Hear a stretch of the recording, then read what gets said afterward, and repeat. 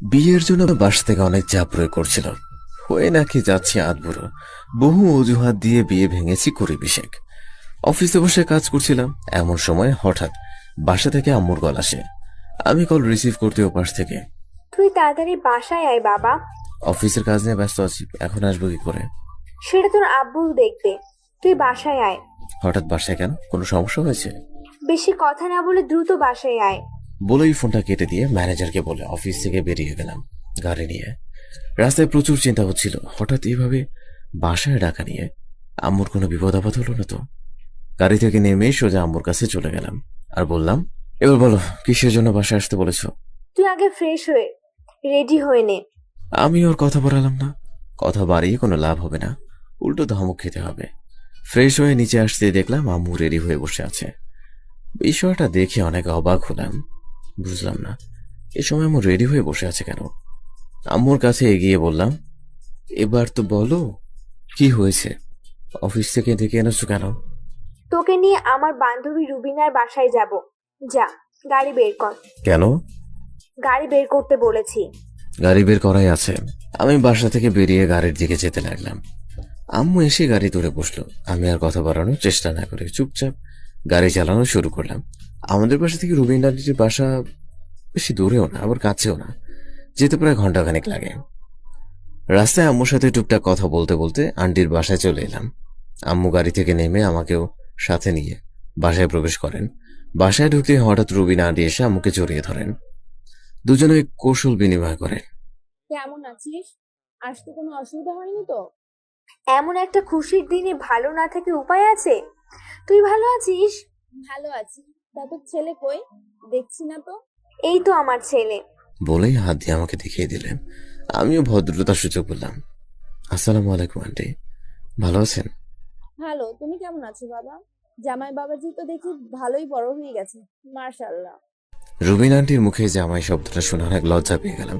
উনি জামাই কেন বলো, এটা ভেবে অবাক হয়ে গেলাম। অবাক হওয়ার এই তো কথা। তখনই রুবিন আন্টি বললেন, এখানে দাঁড়িয়ে আনো থেকে ভেতরে আয়। রুবিন আন্টি আম্মুকে সাথে করে ভেতরে নিয়ে গেলেন আর আমি ওখানে একটা সোফায় গিয়ে বসে পড়লাম। চোখ দিয়ে চারদিকে পর্যবেক্ষণ করতে লাগলাম, মনে হচ্ছে আজ কোনো অনুষ্ঠান আছে। বাসায় আমরা ছাড়াও প্রচুর মেহমান এসেছে, অথচ বাসার বাইরে দেখে বোঝার কোনো উপায় নাই যে এই বাসায় আজ একটা অনুষ্ঠান হবে। বড় আজব ব্যাপার। আম্মু আমার কাছে এগিয়ে এলো হাতে একটা পাঞ্জাবি নিয়ে। উপরে আয় তো, বাবা আমার সাথে। বলেই হাত ধরে টানতে টানতে একটা রুমে নিয়ে গেলেন। আমার বিষয়টা মোটেই সুবিধার লাগছিল না। আম্মু এখানে নিয়ে এলে কেন? শর্ট করে এই পাঞ্জাবিটা পর। আমি কেন করবো? আর এটা তো মনে হয় বিয়ের পাঞ্জাবি। আজ তোর বিয়ে, তাই পড়তে হবে। কি? আমার বিয়ে? কি বলছো সব? হুম, আজ তোর বিয়ে আমার বান্ধবীর মেয়ের সাথে। কি? ওই পিচ্চি মেয়ের সাথে আমার বিয়ে? তুই আমার থেকে কত ছোট। তো কি হয়েছে, চুপচাপ পাঞ্জাবিটা পরে নিচে চলে আয়। না না, এই বিয়ে আমি করতে পারবো না। দেখ বাবা, এমন করিস না। আমি রুমিনাকে কথা দিয়েছি তোর সাথে ইভার বিয়ে দিব। ইভাকে এই এলাকার কিছু বখাটে ছেলে ইদানিং খুব বিরক্ত করছে, তাই আমি অনেক ভেবেচিন্তে তোর সাথে ইভার বিয়ে ঠিক করেছি, কারণ মেয়েটাকে আমার অনেক ভালো লাগে। প্লিজ বাবা, তুই বিয়েতে রাজি হয়ে যা আমার জন্য। আম্মু ইভা তোমার থেকে বয়সে অনেক ছোট, তাছাড়া তাছাড়া কি, তুই কি কাউকে ভালোবাসিস? হ্যাঁ না, বিষয়টা এমন না। তাহলে কেন? আমি এখন বিয়ে করতে চাই না, প্লিজ আম্মু। দেখ বাবা, আমার তো বয়স হয়েছে, কতদিনই বা বাঁচবো। আমার ইচ্ছে পূর্ণরূপ করার জন্য তুই এই বিয়েটা কর। আমি বুঝতে পারলাম রাজি না হলে আম্মু খুব কষ্ট পাবে। আম্মুর ইচ্ছের জন্য ফাইনালি নিজেকে কোরবানি করা ছাড়া আর কোনো রাস্তা নেই। আম্মুর সাথে আর কোনো কথা না বাড়িয়ে বিয়েতে রাজি হয়ে গেলাম। কি আর করার। অবশেষে বিয়েটা হয়ে গেল। ইভাকে গাড়ি করে নিয়ে আসার সময় অনেক কান্না করছিল, কোনোভাবে ওকে শান্ত করতে পারছিলাম না। পারবো বা ইভা কি করে? মেয়েটা আমার যে গুণে 10 বছরের ছোট হবে, মাত্র মাত্র এসএসসি পাস করেছে। গাড়িতে বসে থাকায় দোষকর হয়ে গেল মেয়েটার কান্না শুনতে শুনতে। তার চেয়ে ভালো আপনাদের সাথে পরিচিত হয়ে নেই। আমি কামরুল ইসলাম ইথান, বাবা মায়ের একমাত্র সন্তান। লেখাপড়া শেষ করে আব্বুর অফিস দেখাশোনা করি। আমার বিয়ে করা বউ আমার পাশেই গাড়িতে বসে কান্না করছে। এটা দেখে ওর জন্য খুব মায়া হচ্ছিল। ইভা আমার থেকে বয়স অনেক ছোট, তাই বিয়ে করতে রাজি হচ্ছিলাম না। গাড়ি আমাদের বাসার সামনে এসে দাঁড়ালো। আম্মু বরণ ডালা সাজিয়ে ইভাকে বরণ করে নিল। রাত তখন 12টা বাজে। আমি বাসর ঘরের বাইরে দাঁড়িয়ে আছি। কি করে রুমে ঢুকবো, আমার যে ভীষণ লজ্জা লাগছে। কিছুক্ষণ পর আম্মুর ভয়ে লাজ লজ্জার মাথা খেয়ে বাসর ঘরে প্রবেশ করলাম। ইভা মাঝ খাটে লম্বা একটা ঘুমটা টেনে বসে আছে। আমি রুমে ঢুকতেই ইভা খাট থেকে নেমে এসে পা ছুঁয়ে সালাম করলো। আমি ওকে দাঁড় করিয়ে ঘুমটা সরালাম। বাহ, ইভাকে তো অনেক সুন্দর লাগছে, একদম পিচ্চি পরীর মতো। মেয়েটাকে আগেও দেখেছি, তবে আজকে না জানি অন্যরকম সুন্দর লাগছে। অনেক রাত হয়েছে, তুমি এখনো জেগে আছো কেন? আপনার আসার অপেক্ষায় ছিলাম। যাও ঘুমিয়ে পড়ো, অনেক রাত হয়ে গেছে। ইভা চুপচাপ বিছানায় একধারে শুয়ে পড়ল। আমিও ইভার পাশে শুয়ে আছি। আজ কেমন যেন লাগছে। গতকাল রুমে একা ছিলাম, এখন পাশে পিচ্ছি অর্ধাঙ্গিনী শুয়ে আছে। হঠাৎ ইভা বলে ওঠে, আমার ঘুম আসছে না। তোমার ঘুম না এলে আমি কি করব? এদিকে আসেন, আপনাকে জড়িয়ে ধরবো। পিচ্ছিটার মুখে এমন কথা শুনবো ভাবতেই পারছি না। জোরে ধরতে হবে না। আপনাকে জড়িয়ে ধরতে না দিলে আমি কিন্তু চিৎকার করবো আর আম্মুকে ডেকে বলবো আপনি আমায় মেরেছেন। তার কথাবার্তা শুনে অনেক অবাক হলাম। চুপ করে ভাবতে লাগলাম, আমার সাথে কি সব হচ্ছে? ইভাকে আমায় ভয় দেখানোর জন্য চেষ্টা করছে নাকি আম্মুর কথা বলে? তখনই ইভা আবার বলে, কি হলো, কিছু বলছেন না যে? কি বলবো? থাক, কিছু বলতে হবে না। আমার অনেক ঘুম পাচ্ছে, আসেন না আমরা ঘুমিয়ে পড়ি। তোমার ঘুম পাচ্ছে, তুমি ঘুমাও, আমাকে বিরক্ত করছো কেন? বললাম না আমার ঘুম আসছে না, তাই তো বলছি আপনাকে জড়িয়ে ধরে ঘুমাবো। আমিও তো বললাম আমায় জড়িয়ে ধরতে হবে না। আমি কিন্তু সত্যি সত্যি চিৎকার করব, এই বলে দিলাম। যা ইচ্ছে কর, আমার কি তাতে? আম্মু, আম্মু। এবার কিছু বলার আগে আমি গিয়ে এবার মুখ চেপে ধরলাম। আরে কি করছো কি? আম্মুকে এত রাতে রাখছো কেন? আমি আম্মুকে ডেকে বলবো আপনি আমায় বকেছেন আর মেরেছেন। আমি আমার তো কিছুই করিনি। তাও আমি বানিয়ে বানিয়ে বলবো। আমি ইভাকে কিছু বলতে যাবো তার আগেই রুমের বাইরে থেকে আম্মু বলতে লাগলো, কি হয়েছে বৌমা, এইভাবে চিৎকার করছো কেন? হায় রে, শেষ আমি শেষ। মনে হয় ইভার চিৎকার আম্মু শুনে ফেলেছে। আম্মুর কণ্ঠ শুনে ইভা আমাকে ধাক্কা দিয়ে সরিয়ে দৌড়ে গিয়ে দরজা খুলে আম্মুকে জড়িয়ে ধরলো আর কান্না করতে করতে লাগলো। তা দেখে আম্মু বলল, কি হয়েছে বৌমা, কান্না করছো কেন? আম্মু, উনি না খুব পচা।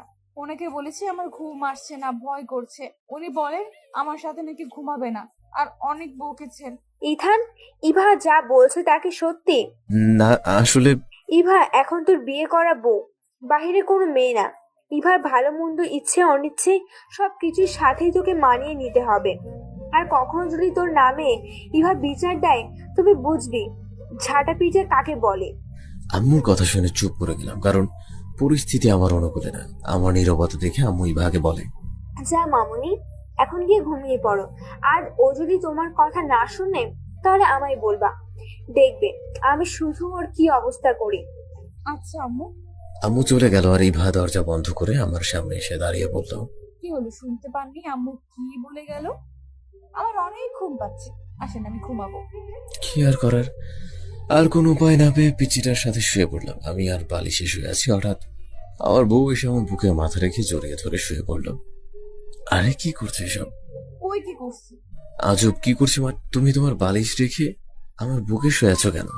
তা আবার জড়িয়ে ধরে? জড়িয়ে না ধরলে আমার ঘুম আসে না, তাই আপনাকে জড়িয়ে ধরেছি। তোমার বাসায় কিভাবে ঘুমাতে? কিভাবে আম্মুকে জড়িয়ে ধরে ঘুমাতাম? এসব এখানে চলবে না, ছাড়ো আমাকে, নিজের বালিশে গিয়ে ঘুমাও। আরে কি হয়েছে, কাঁদছো কেন? আপনি একটা বদ, আপনি অনেক পচা। আপনি আমায় ধমক দিয়ে কথা বলেন কেন? জানেন না আমাকে কেউ ধমক দিলে আমি ভয় পাই। ওরে বোন, কান্না থামাও, না হলে আম্মু আবার চলে আসবে। এখন আবার কি হয়েছে, কান্না করছো কেন? আপনি আমায় বোন বললেন কেন? আমি না আপনার বউ হই? বউকে কেউ বোন বলে? আমি আম্মুর কাছে বলবো আপনি আমায় বোন বলেছেন। ইভার কথা শুনে বুঝলাম ওরে যেমন তেমন পিচ্ছি দেখা যায় তেমন কিছুই না। মোটে এসে পিচ্ছি না, বড্ড ইতরে পাকা। আল্লাহ, কি ঝামেলাপূর্ণ পরিস্থিতিতে ফেললে আমাকে। বিয়ের জন্য আমার কপালে এমন পিচ্ছি একটা মেয়ে রাখলে। আমাকে এসে বলো না প্লিজ, আমি তো তোমার সাথে মজা করছিলাম। আর কখনো বোন বলবো না প্লিজ। আমাকে যে পরিমাণ আমি ভয় পাই তা বলে বোঝাতে পারবো না। হাতের কাছে যা পাই তাই দিয়ে মারতে শুরু করে। বুঝতেই চায় না যে আমি বড্ড বড় হয়েছে। আম্মু এখনো সেই ছোটবেলার মতো শাসন করে। আচ্ছা বলবো না, তবে একটা শর্ত আছে। কি শর্ত বলো, আমি সব মানতে রাজি। আপনাকে জড়িয়ে ধরে ঘুমাতে দিতে হবে, আর সকালে ঘুম থেকে উঠেও যেন দেখতে পাই আপনার বুকের উপর শুয়ে আছি। আচ্ছা, তোমার যেভাবে ইচ্ছা ঘুমিও, তবু আমাকে কিছু বলো না। বলবো না, আসুন আমরা ঘুমিয়ে পড়ি। বলেই ইভা আমাকে আমার আগের মতো জড়িয়ে ধরে বুকের উপর শুয়ে পড়ল। আমি চুপচাপ অসহায় ভাব নিয়ে বিছানায় নামমাত্র শুয়ে পড়লাম। তখনই ইভা বলে ওঠে। কি হলো, আপনি আমায় জড়িয়ে ধরেন না কেন? অবশেষে বাধ্য হয়ে ইভাকে জড়িয়ে ধরলাম। এই পিচ্ছি মেয়েকে বিশ্বাস নেই, কথা না শুনলে হয়তো আবারও আম্মুকে কান্না করতে করতে ডাক শুরু করবে। ইভা আমার উপর একটা পা তুলে জড়িয়ে ধরে শুয়ে আছে, মনে হচ্ছে আমি ওর কোল বালিশ। কেমন যেন লাগছিল, ঘুম আসছিল না, অনেক বিরক্তিকর লাগছিল। তবু কিছু বলতে পারছিলাম না, মোর ভয়। কখন যে চোখ বুজে এলো মনে নেই। হঠাৎ ইভার কণ্ঠ কানে ভেসে এলো। কি হলো, আপনি কি ঘুমিয়ে গেছেন? না, কিছু বলবে? অনেক রাত হয়েছে, এখনো জেগে আছো কেন? ঘুম আসে না তো। তো আমায় কি করতে হবে? আমার রাতে ঘুম না এলে আম্মু মাথায় হাত বুলিয়ে দিত, আপনি আমার মাথায় হাত বুলিয়ে দেন না। এর এমন কথাবার্তা শুনে রাগের সাথে হাসিও পাচ্ছিল। এটা নিয়ে আমি কিভাবে সংসার করব? আমি সব পারবো না, আমার অনেক ঘুম পাচ্ছে। আমি কি আম্মুকে ডাক দিব? ধুর, কি এক ঝামেলায় পড়লাম। বাধ্য হয়ে ইভার মাথায় হাত বুলিয়ে দিতে শুরু করলাম। ইভা আমায় জড়িয়ে ধরেই শুয়ে পড়ল। ড্রিম লাইটের আলোয় ইভাকে ঘুমন্ত পরীর মতো লাগছিল। ইভাকে দেখতে দেখতে ঘুমিয়ে গেলাম।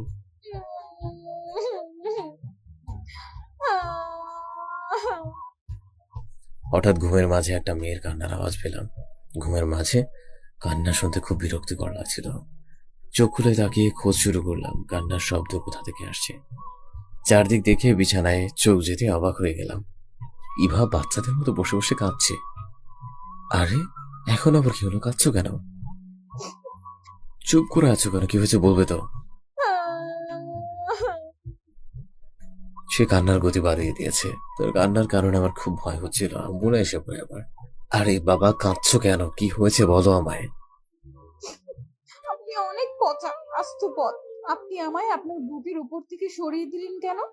ও আচ্ছা, এই ব্যাপার। ঘুমের মাঝে হয়তো সরিয়ে ফেলেছি, এই জন্য কান্না করতে হবে কেন? কেন সরিয়ে দিবেন?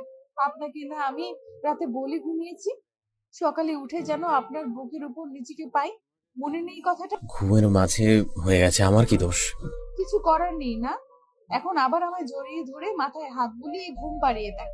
এর কথা শুনে খুবই রাগ হচ্ছিল, কিন্তু কিছুই বলতে পারছিলাম না। আমাকে ভয়ের অনেক কারণ, আমাদের বাসার ঝাঁটা। আমি পারবো না ঘুম পাড়ায় দিতে। আবার খুব ঘুম পাচ্ছে, আমি ঘুমালাম। আমি কিন্তু কান্না করব আর আম্মুকে ডেকে বলবো আপনি আমায় বকেছেন। কি এক ঝামেলায় পড়লাম বাবা। কথা কথা শুধু কান্না করবে আর আম্মুকে ডাক দেবো। আর ভাল লাগছে না এবার। আমার ভয় দেখাচ্ছে, তাই বাধ্য হয়ে জড়িয়ে ধরে আবার শুয়ে পড়লাম। বুকের বাপাসটা খুব ভারী লাগছিল, কারণ সে বুকের উপর মাথা রেখে শুয়ে আছে। খুব বিরক্ত লাগছিল ওকে। আমার মাথায় হাত বুলিয়ে দেন না, তাহলে তাড়াতাড়ি ঘুম চলে আসবে। এত কিছু পারবো না, ঘুমালে ঘুমাও, নাহলে আমাকে ছাড়ো। আমি কিন্তু হ্যাঁ, এত রাত আর আম্মুকে ডাকতে হবে না, আমি হাত বুলাই দিচ্ছি। কি করবো, আম্মুকে তো আমি ভীষণ ভয় পাই। এই বাধ্য হয়ে ওর কথা মেনে নিলাম। তাতে আম্মুর হাত থেকে রক্ষা পাওয়া দায় হয়ে যেত। ওর মাথায় মিনিট পাঁচেক হাত বুলিয়ে দিতেই ঘুমের দেশে চলে গেল। আমার ঘুম চোখে ছিল, তাই আমিও তার সঙ্গী হলাম। সকালে ঘুম ভাঙে দরজায় ঢোকার শব্দে খেয়াল করলাম আমার বউ আমার শক্ত করে জড়িয়ে ধরে আছে। নিজেকে ছাড়ানোর চেষ্টা করছিলাম, কিন্তু আরো শক্ত করে জড়িয়ে ধরছিল। তখনই আম্মুর কণ্ঠ ভেসে আসে। ইথান, তোদের কি এখনো ঘুম ভাঙেনি? আম্মু, আমি উঠে গেছি, কিন্তু ইভা এখনো ওঠেনি। দুজনে তাড়াতাড়ি উঠে পড়, ইভাদের বাসা থেকে মেহমান এসেছে, তোদের নিয়ে যাবে। আচ্ছা উঠছি, তুমি যাও। আম্মু চলে গেল। কোথায় যেন আমি পড়েছি। বাসর রাত নাকি পৃথিবীর সবচেয়ে ছোট রাত। ঘড়ির দিকে তাকিয়ে লজ্জা পেলাম, কারণ বেলা অনেক হয়েছে।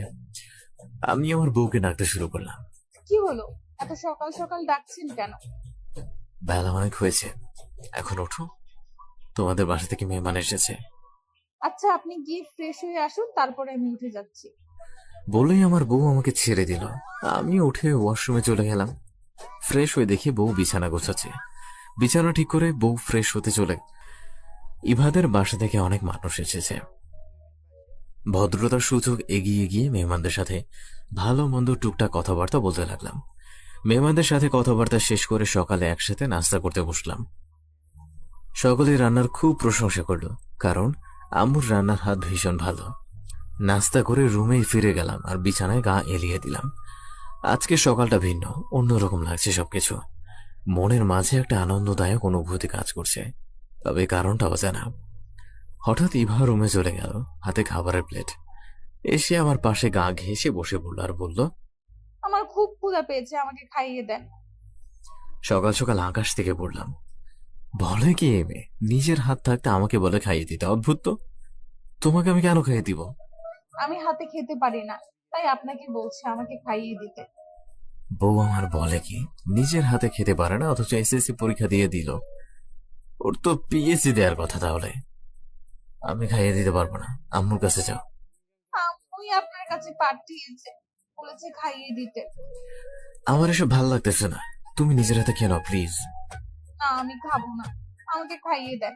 আরে কি ঝামেলাপূর্ণ পরিস্থিতিতে আমাকে ফেললো। যে মেয়ে নিজের হাতে খেতেও পারে না, তাকে আমার কপালে বউ হিসেবে দিল। এই মেয়েকে সাথে নিয়ে সংসার নামক গল্প সাজাবো কি করে? বাধ্য হয়ে ইভাকে খাইয়ে দিতে লাগলাম, নয়তো দেখা গেল আম্মুর কাছে আমার নামে বানিয়ে বানিয়ে বিচার দেওয়া শুরু করবে। আমি চুপচাপ আমার বউকে খাওয়াতে লাগলাম। আর খাওয়া শেষ হয়ে গেলাম, আমি ওয়াশরুমে গিয়ে হাত ধুয়ে নিলাম। আর সেই প্লেট নিয়ে চলে গেল। বিছানায় গিয়ে বসে রইলাম, ভাবতে লাগলাম জীবন কতই না অদ্ভুত। বিয়ে করেছি কই বউয়ের হাতে সেবা যত্ন পাবো তা না, উল্টো আমাকেই তার সেবা যত্ন করতে হবে মনে হচ্ছে। খেয়াল করলাম ইভা আবার এসেছে। আপনি বসে আছেন কেন? রেডি হবেন কখন? আমি তো কোথাও যাবো না, তাহলে রেডি হবো কেন? আমাদের বাসায় যাবেন না? না, তোমার ইচ্ছে হলে তুমি যাও। আম্মু দুজনকেই যেতে বলেছে, আর আমাদের বাসা থেকে মেহমান যারা এসেছে তারা আমাদের নিয়ে যেতে এসেছে। আরে বাবা, বলছি তো আমি যাবো না, যাও তো এখান থেকে, বিরক্ত করো না। ইভা ধমকে চুপচাপ হয়ে গেল, আর কোনো বিরক্ত করলো না। আমি ফোন হাতে নিয়ে ফেসবুকে ঢুকলাম, নিউজ ফিডে ঘোরাঘুরি করছি, তখনই আম্মু রুমে এসে উপস্থিত হলো। পেছনে সেও ছিল। আম্মু রাগান্বিত একটা চেহারা করে বলল, তুই নাকি ইভাদের বাসায় যাবি না?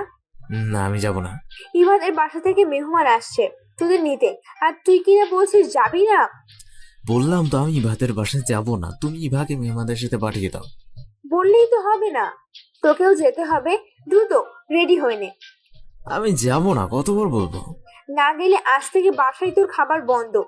আম্মুর কথা শুনে খুব হাসি পেল। পকেটে টাকা থাকলে এই শহরে খাবারের কোনো অভাব হয় না, এটা হয়তো আম্মু জানে না। আমি কোনো মতে হাসি চেপে রেখে বললাম, বন্ধ করে দাও, আমি বাইরে খেয়ে নেবো। টাকা থাকলে তো খাবি।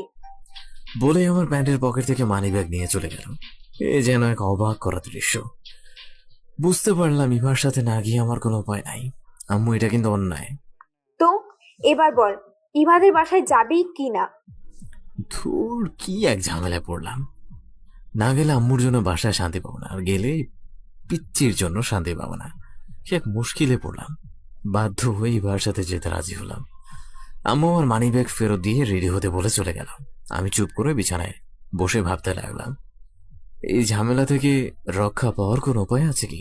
ঠিক তখনই আমার বউ বলে ওঠে, আপনার জামা কাপড় কি কি নিব? সেটা আমি দেখছি, তুমি গিয়ে রেডি হয়ে নাও। আচ্ছা। বলেই ইভা খুশি মনে মুচকে হাসি দিয়ে চলে গেল। আমিও বিছানা থেকে উঠে কি নেওয়া যায় ভেবে সব চিন্তা করে গুছিয়ে রেডি হয়ে নিলাম। তখনই ইভা হাতে করে একটা শাড়ি নিয়ে রুমে ঢুকলো, আর দরজা বন্ধ করে পরনে থাকা শাড়িটা ধীরে ধীরে খুলতে লাগলো। এটা দেখে আমার মাথায় আকাশ ভেঙে পড়ার উপক্রম। তাকে বুদ্ধি শুদ্ধি সব বিলোপ হয়ে গেছে নাকি? মাথায় গোবর ছাড়া আর কিছু নাই। এটা ভেবেই হতাশ হয়ে গেলাম, লজ্জায় চোখ বন্ধ করে ঘুরে দাঁড়ালাম। কি করছে সব? শাড়ি পরছি দেখছেন না? দেখছি তা, এখানে আমার সামনে শাড়ি পরছো কেন? অন্য রুমে গিয়ে শাড়ি পরতে পারলে না? এখানে পরলে সমস্যা কি? আপনি তো আমার স্বামী। তাই বলে লজ্জা শরম কিচ্ছু নাই? স্বামীর সামনে আবার কিসের লজ্জা? বুঝতেই পারছি না, ইভা কি আমাকে লজ্জা দেওয়ার চেষ্টা করছে নাকি ওরই লজ্জা শরম কম? মনে হয় মাথা হ্যাং হয়ে গেছে, কাজ করছে না কিছুই। আচ্ছা বাদ দাও, সবাই মনে হয় আমাদের জন্য অপেক্ষা করছে, তুমি দ্রুত শাড়ি পরে নাও। সে আর কথা বাড়ায়নি, চুপচাপ শাড়ি পরতে লাগলো, আর আমি অন্যদিকে ঘুরে বোকার মতো দাঁড়িয়ে রইলাম। কিছুক্ষণ পর সে আমাকে ডাক দিল। এই যে, আমার শাড়ির কুচিটা একটু ধরবেন? আমি ধরবো কেন? আসলে শাড়িটা অনেক বড়, আর অনেক দিন ধরে শাড়ি পরি না তো, তাই একটু সমস্যা হচ্ছে। না না, আমি এসব পারবো না। প্লিজ একটু ধরেন না, আর কিছুই করতে হবে না। ইভার কথা শুনে হঠাৎ কেন যেন খুব মায়া হলো, তাই চোখ খুলে ওর দিকে তাকালাম। ঠিক করে শাড়িটাও পরতে পারে না। এগিয়ে গেলাম, আমার হাতে শাড়ির কুচিটা ধরিয়ে দিল। কুচি হাতে নিয়ে দাঁড়িয়ে রইলাম, আর সে আস্তে ধীরে শাড়ি পরতে লাগলো। শাড়ি পরতে এত যুদ্ধ করতে হয় তাকে না দেখলে বুঝতামই না। তার শাড়ি পরা হয়ে গেল, আমাকে কুচিটা ঠিক করে দিতে বলল। আমি পারবো না। কেন? এতে আমার কেমন জানি লাগছে। কুচিটা গুজে দেন না, সবাই আমাদের অপেক্ষায় বসে আছে, প্লিজ। সে এমন মায়াবী ভাবে বলল যে না করতে পারলাম না। না করলেও সে বুঝতে চাইবে না, সেটা আমি জানি। শাড়ি কুচি ঠিক করছি, হঠাৎ আর চোখে তার পেটের দিকে নজর গেল। শাড়ি পরলে সব মেয়েরই পেটের কিছুটা অংশ বের হয়ে থাকবে, স্বাভাবিক, যদি না ঢেকে রাখে।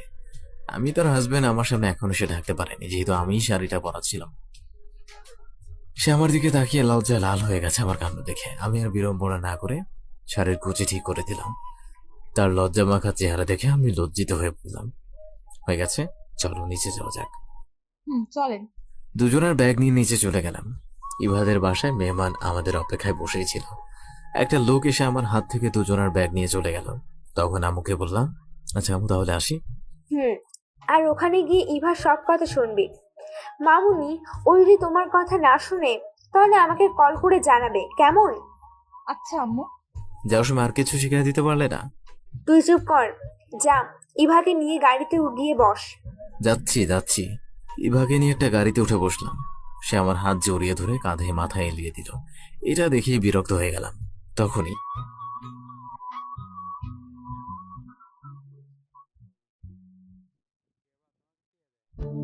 ইভাকে নিয়ে একটা গাড়িতে উঠে বসলাম। ইভা আমার হাত জড়িয়ে ধরে কাঁধে মাথায় এলিয়ে দিল। এটা দেখে বিরক্ত হয়ে গেলাম, কিন্তু আপন ভয়ে কিছু বলতে পারছিলাম না। ড্রাইভার গাড়ি চালাতে শুরু করছে, আমি ইভার সাথে পেছনের সিটে বসে আছি। ইভা এখনো কাঁধে মাথা এলিয়ে বসে আছে, কিন্তু কেন যেন ইভাকে ভাগ থেকে সরাতে ইচ্ছে করছে। আমি চুপচাপ গাড়িতে বসে রইল। নির্দিষ্ট গন্তব্যস্থল পৌঁছে গেতে পারি। এই বাসে ইভারও মেঘ আছে। পেছনে গাড়ি থেকে দৌড় করলাম, তখনই বাসা থেকে কিছু লোক এসে বাসার ভেতরে নিয়ে যেত। ইভার সাথে বাসার ভেতরে ঢুকতেই পারলাম, মানে আমার শাশুড়ি মা এগিয়ে এলো আর বলে, বাবা কেমন আছো? তোমাদের আসতে কোনো অসুবিধা হয়নি তো? জি না, আসতে কোনো সমস্যা হয়নি আন্টি। কি আন্টি, এখন তুমি আম্মু বলে ডাকবে কেমন? আচ্ছা। ইভা, জামাইকে নিয়ে তোর রুমে যা, অনেক রাস্তা জার্নি করে এসেছে, যা দুজনে একটু আরাম কর গিয়ে। আচ্ছা আম্মু, এই যে শুনছেন, আসেন আমার সাথে। এই যে শুনছেন, ওইটা ওয়াশরুম, যান গিয়ে ফ্রেশ হয়ে আসেন। বলেই ফ্রেশ হতে চলে গেলাম। অনেক ক্লান্ত লাগছে, মনে হচ্ছে একটু ঘুম হলে মন্দ হবে না। ফ্রেশ হয়ে রুমে এসেই বউকে ফ্রেশ হতে পাঠিয়ে দিলাম আর আমি বিছানায় বসে পড়লাম। আম্মুকে কল করে জানিয়ে দিলাম আমরা এসে গেছি। রুমে একা বসে আছি, বউ এখনো ফ্রেশ হচ্ছে। এমন সময় কিছু মেয়ে রুমে আসলো, হয়তো ইভার কাজিন নয়তো বা ফ্রেন্ড হবে। রুমে প্রবেশ করে একটা মেয়ে বলে ওঠে, দুলা ভাই কেমন আছেন? জি আলহামদুলিল্লাহ, ভালো আছি। আপনারা? জি, আমিও ভালো। ওদের সাথে টুকটাক কথা বলছিলাম বললে ভুল হবে, প্রশ্নের উত্তর দিতে লাগলাম। খেয়াল করলাম ওদের মাঝে একটা মেয়ে পলকবিহীন আমার দিকে তাকিয়ে আছে। খুব লজ্জা সহিত বিরক্ত লাগছিল। কিছু বলতেও পারছিলাম না, সহ্য করতে পারছিলাম না। সবার সাথে কথা বলছি আর হাসাহাসি করছি। এমন সময় ইভা ওয়াশরুম থেকে বের হয়ে এলো। আমাকে ওদের সাথে কথা বলতে দেখে এগিয়ে এলো আর বলল, তোরা এখানে কখন আসলি? একটু আগে। ও ও কি, দুলা ভাইয়ের সাথে কি আমাদের পরিচয় করিয়ে দিবি না? সরি, মনেই ছিল না। আয়, ওনার সাথে তোদের পরিচয় করিয়ে দেই। এ হলো নুসরাত আর এ হলো ঝুমুর। হাই। হাই বলে মেয়েটা হাত বাড়িয়ে দিল। আমি যখনই হাত মেলাতে যাব তখনই বউ আমাকে থামিয়ে দিয়ে বলে উঠল, হ্যান্ডশিপ পরে হবে, এখন তোরা যা। আমরা এখন জার্নি করে ক্লান্ত, একটু বিশ্রাম করব। সব মেয়েরা রুম থেকে বিদায় হতেই বউ গিয়ে রুমের দরজা বন্ধ করে দিল আর আমার সামনে এসে কোমরে হাত দিয়ে দাঁড়িয়ে রইল। আপনি ওদের সাথে এত হেসে হেসে কথা বলছিলেন কেন? ওরাই তো এসে কথা বলছিল, আমি তো শুধু উত্তর দিচ্ছিলাম। মানলাম, তাই বলে ওরা হাত মেলাতে চাইলেই হাত মেলাতে হবে? মেয়েটা নিজে থেকে হাত বাড়িয়েছে, হাত না মিলালে কেমন দেখায় না? না, হাত মেলানোর কোনো দরকার নেই। কি হয় ও আপনার? আমি বুঝতেই পারছি না, একটা ছোট বিষয় নিয়ে এত জেরা কেন করছে সে? আমি কি অন্য জেলখানার আসামি? এমন কি অপরাধ করছি? শুধু হাতই তো বাড়িয়ে দিয়েছি, সামান্য একটা বিষয় নিয়ে এত রাগ কেন করছে? সে কিছু বলতে যাবে এমন সময় হঠাৎ করে বাইরে থেকে কে যেন দরজা টোকা দিতে লাগলো। সে নিজের রাগ বিসর্জন দিয়ে হাসি মুখে দরজার দিকে এগিয়ে গেল। দরজা খুলতেই দেখলাম একটা মেয়ে নাস্তা হাতে দাঁড়িয়ে আছে। ইভা নাস্তার প্লেটটা হাতে নিয়ে দরজা বন্ধ করে আমার পাশে এসে বসে পড়ল আর বলল, খেয়ে নিন, আম্মু পাঠিয়েছে। আমিও আর কথা বাড়াইনি, চুপচাপ খাওয়া শুরু করে দিলাম। হঠাৎ ইভার কথা মনে পড়ল। আমি একাই খেয়ে যাচ্ছি, সেও তো সেই কখন আমার সাথে খেয়েছিল। ইভারও নিশ্চয়ই খুব ক্ষুধা পাইছে। সে পলকহীন ভাবে এক ধ্যানে আমার দিকে তাকিয়ে আছে, তা দেখে বললাম, বসে আছো কেন? তুমি খাবে না? একাই তো সব খেয়ে ফেললেন, আমায় খাওয়ার কথা বলেছেন কি? আসলে মনে ছিল না, সরি। বাকিটুকু তুমি খেয়ে নাও, আমার পেট ভরে গেছে। আমি হাতে খেতে পারবো না, আমায় খাইয়ে দেন। খাইয়ে দেওয়ার কথা আমার কাছে নতুন কিছু নাই, এর আগেও শুনেছি। মানুষ বড় হলে বুদ্ধি পারে, আর এর মনে হয় মিথ্যা কথা হচ্ছে, নয়তো এর বুদ্ধি এখনো বাড়েনি। কেন? বড় তো আর কম হওনি, এখনো নিজের হাতে খেতে পারো না? খাইয়ে দিবেন কিনা বলেন। হ্যাঁ, দিচ্ছি। ইভাকে খাইয়ে দিতে লাগলাম, নাহলে আম্মুর কাছে হয়তো বানিয়ে বানিয়ে মিথ্যা বিচার দেওয়া শুরু করবে। খাওয়া শেষে সে প্লেট নিয়ে চলে গেল। আমি ওয়াশরুম থেকে হাত ধুয়ে রুমে এসে দেখি সে এসে হাজির। দুজনে রুমে বসে গল্প করতে লাগলাম। সে তার রুমের সবকিছুর বিস্তারিত বর্ণনা করতে শুরু করলো। তার সাথে বসে কথা বলতে ভালোই লাগছিল। দেখতে দেখতে দুপুর হয়ে গেল। একটা মেয়ে এসে আমাদের দুজনকে নিচে যেতে বলে গেল। তার সাথে নিচে চলে এলাম। সারা টেবিল বিভিন্ন রকমের খাবারের আইটেম দিয়ে সাজানো। লোকে হয়তো তাই বলে, শ্বশুর বাড়ি রসের হাড়ি। মনে হচ্ছে সব খাবার আমার জন্য রেডি করেছে। নতুন জামাই বলে কথা। টেবিলের কাছে যেতেই শাশুড়ি মা বলে ওঠে, বাবা এদিকে এসো, এখানে বসো। আমি একটা চেয়ার টেনে বসে পড়লাম। শাশুড়ি মা এক এক করে সব রকমের খাবার দিতে লাগলো। কোনটা রেখে কোনটা খাবো বুঝতে পারছি না। অন্যদিকে শাশুড়ি মা আমার দিকে প্লেট বাড়িয়ে ফেলেছে। এত খাবার খাবো কি করে? না খেলেও আবার খারাপ দেখায়। পড়লাম একটা মুশকিলে। আমি খাওয়া শুরু করেছি, তখনই আমার বউ বলে ওঠে, সব খাবার তো ওনাকে দিয়ে দিলে আমি খাবো কি? নতুন জামাইকে খেতে দে, পরে খেয়ে নিস। খাবার তো শেষ হয়ে যাচ্ছে না। খাবো না, আমি গেলাম, সব খাবার ওনাকে দাও। বলেই সে গাল ফুলিয়ে উঠে চলে গেল। তার রাগ দেখে আমি বাঁচি না। কথায় আছে ছোট মরিচে ঝাল বেশি, এটাই হয়তো তার প্রমাণ। এটা কি হলেন আম্মু? ছোট একটা বিষয় নিয়ে ওকে রাগিয়ে দিলেন। তুমি কিছু মনে করো না বাবা, ও এমন। তোমার খাওয়া হলে কিছু খাবার ও নিয়েও রুমে যেও, দেখবি রাগ এমনিতেই ভেঙে যাবে। আচ্ছা। আগে তুমি খেয়ে যাও। আমি একটা যুদ্ধ জয় করলাম সবগুলো খাবার খেয়ে। হাত ধুয়ে বউয়ের জন্য কিছু খাবার প্লেটে করে নিয়ে রুমে গেলাম। সে বিছানায় শুয়ে আছে, যা দেখে বুঝতে বাকি রইল না সে এখনো রেগে আছে। তখনই খাবারের প্লেটটা নিয়ে তার পাশে গিয়ে বসলাম। সে আমাকে দেখেও না দেখার ভান করে শুয়ে রইল। তা দেখে আমি বললাম, রাগ করে খাবার না খেয়ে চলে এলে কেন? সে চুপ করে আছে। কিছু একটা তো বলবে নাকি? চুপ করে আছো কেন? চলে যান খাবার নিয়ে, আমি খাবো না। এত রাগ করার কি আছে? তোমার আম্মু তোমার সাথে মজা করছিল, আর রাগ করে থাকতে হবে না। তোমার জন্য আমি খাবার নিয়ে আসছি। না, খাবো না আমি। তার রাগ দেখে আর বাঁচি না। এত রাগ কারোর সাথে থাকলে সংসার করা যায় নাকি? খাবার নিয়ে এসেছি, এটা দেখেই তো রাগ ভেঙে যাওয়ার কথা, তা না? মেয়ে এখনো জেদ নিয়ে বসে আছে। এখন কিন্তু আমার রাগ হচ্ছে। তো এখন আমি কি করব? চুপচাপ খেয়ে নাও। আপনি একটা বদ, অনেক পচা। আপনি শুধু আমায় ধমক দেন। আমি বাসায় গিয়ে আম্মুর কাছে বিচার দেবো।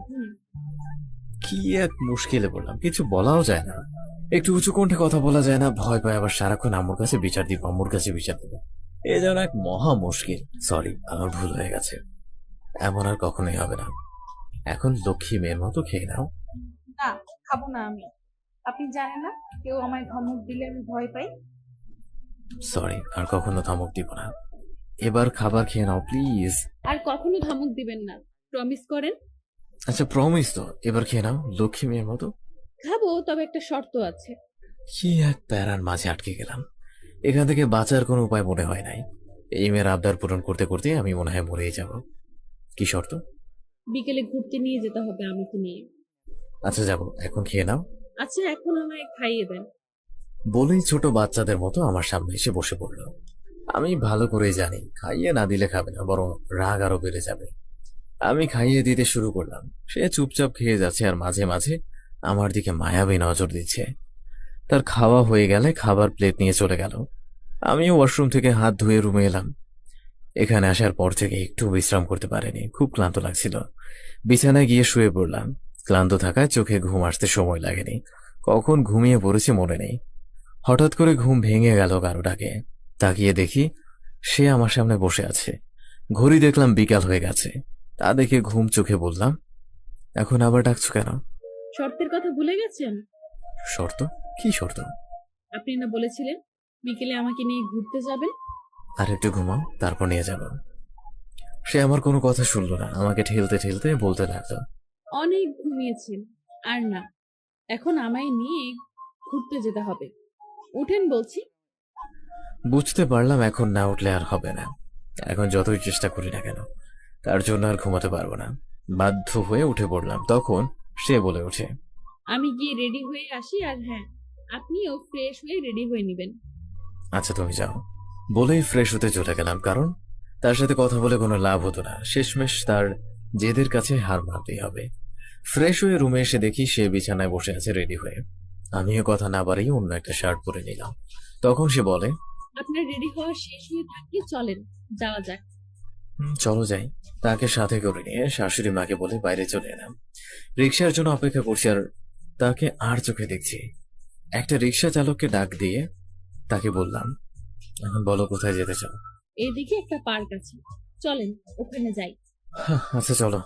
দুজনে রিক্সায় উঠে বসলাম। বউ আজকে একটা নীল শাড়ি পরেছে, অসম্ভব সুন্দর লাগছে নীল শাড়িতে। তাকে শুনে সে সুন্দরী তো বটেই, তার উপর নীল শাড়ি, মনে হয় একটা পরীর সাথে বসে আছে। তার সাথে বিয়ের পর থেকে কখনোই ভালো করে খেয়াল করে দেখিনি। আজ দেখলাম আমার বউটা কত সুন্দরী।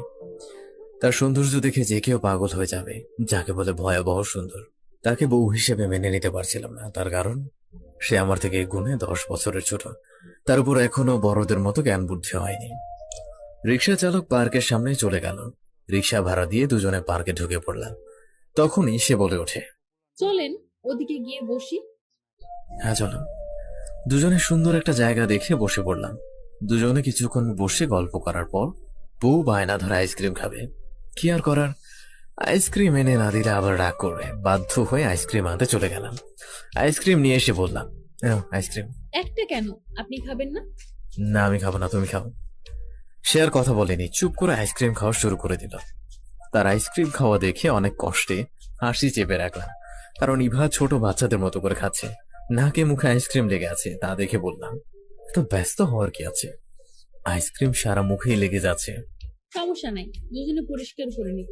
আমি তার দিকে প্রশ্নকারী চোখে তাকিয়ে রইলাম। তখন বউ বলে, আপনি অনেক বুঝছেন, কিছুই বোঝেন না, দাঁড়ান বুঝছি। বলেই আমার শার্টের কলার ধরে টেনে খুব তারা একটা কথা জিজ্ঞেস করি। তারা কেমন যেন শান্ত হয়ে গেল। আস্তে আস্তে সমুদ্রের পাশে শুয়ে পড়ল। সমুদ্রের দিকে ঘুরেই ছিল, চোখে চোখ রেখে বলল, কি? তুমি এত বাচ্চা কেন? এত বাচ্চা বাচ্চা কথা কেন তোমার? ওঠেও না, আমি বাচ্চা না। সমুদ্রের যেন আরো ঘোর লেগে গেল। তারার গাল টেনে বলল, এত মুগ্ধতা কেন তোমার মাঝে? মাঝে মধ্যে এতটা বাচ্চা হয়ে যাও, আবার মাঝে মধ্যে এমন বিহেভিয়ার করো যেন তুমি আমার চেয়ে কত বড়। এরকম প্রাপ্ত বয়স্কদের মতো হয়ে যাও। তারা অবুঝ মনে তাকিয়ে তোমার সব রূপেই তোমাকে নতুন করে আবিষ্কার করি, অদ্ভুত ভালো লাগে। জানো তুমি এটা? তারা কিছু বুঝলো না, তবুও না বোধক মাথা নাড়ালো। হেসে ফেললো সমুদ্র, আবারও বলতে শুরু করলো। তোমার বাচ্চা বাচ্চা রূপে তোমার মাত্রাতিরিক্ত কিউট লাগে। নরম নরম গালগুলো ফুলে যায়, এই হালকা গোলাপি রঙের ঠোঁটটা উল্টে যায়।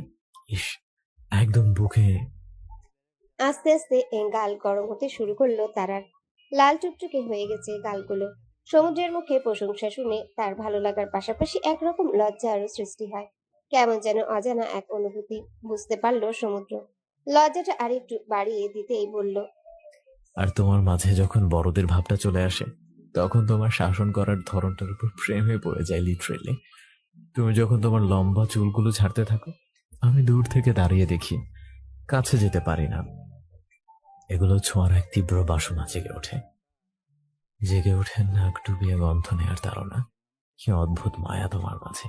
তারা অত্যন্ত গুরুত্বের সঙ্গে সমুদ্রের বাক্যগুলো কর্ণপাত করছে। সমুদ্রের কথাগুলোর মধ্যেও যে মায়া আছে, সেটার কি হবে? যার দ্বারা তারার নতুন এক অনুভূতি হচ্ছে মনের অজান্তে। সেটা তারাকে কিছু বলতে না দেখে সমুদ্র ভ্রু কুঁচকে তাকিয়ে রইল, কারণ ওর মনে হচ্ছে তারার হয়তো খারাপ লাগছে। তারই ভুল, তারাকে এসব বলা উচিত হয়নি। তারার বয়সটাই বা কত? এইসব ভেবে সমুদ্র মন খারাপ করে বলে উঠল, কিছু বলছো না যে? আমার কথাগুলো কি তোমার খারাপ লাগছে? তাহলে আর বলবো না। তোমাকে আমি খুব ভালোবাসি আদরানি। এক শীতল হাওয়া বয়ে গেল তারার শরীরের মধ্য দিয়ে। সমুদ্রের দিকে গভীরভাবে তাকিয়ে আছে সে। সমুদ্রের কথাটা একদম মনটাকে শান্ত করে দিয়েছে কেমন। এই কথাটাতে এতটা মাদকতা, এই প্রথম সমুদ্র তাকে এই কথাটা বলল। নিজের অজান্তেই অস্ফুট স্বরে বলে উঠল তারা।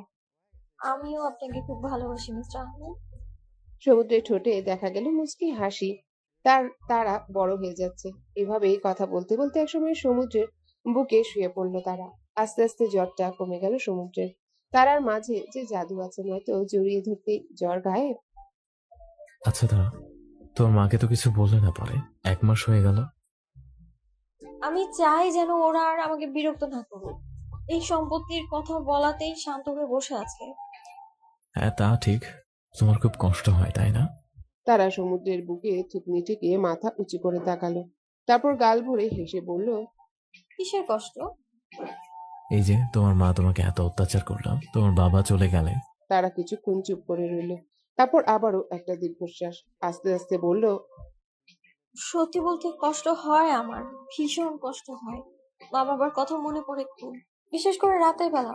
জানেন আপনি, আমার মা বাবা আমাকে দুপাশ থেকে জড়িয়ে ধরে ঘুমাতো, আর তারপর মা চলে গেল আর বাবার বুকে মাথা দিয়ে ঘুমোতাম আমি। কিন্তু নতুন মা আসার পর থেকে বাবাকে আর আমার সাথে থাকতে দেয়নি। মন খারাপ করো না। মন খারাপ আগে হতো, এখন হয় না। এখানে এসে একটা বাবা, একটা বোন আর একটা বন্ধু পেয়েছি তো। হুম। তারা সমুদ্রের বুকে মুখ গুজে বলল। আপনি কখন আমাকে ছেড়ে যাবেন না তো? সমুদ্র চোখ বন্ধ করে তারার মাথাটা ধরে বলল। কখনো না।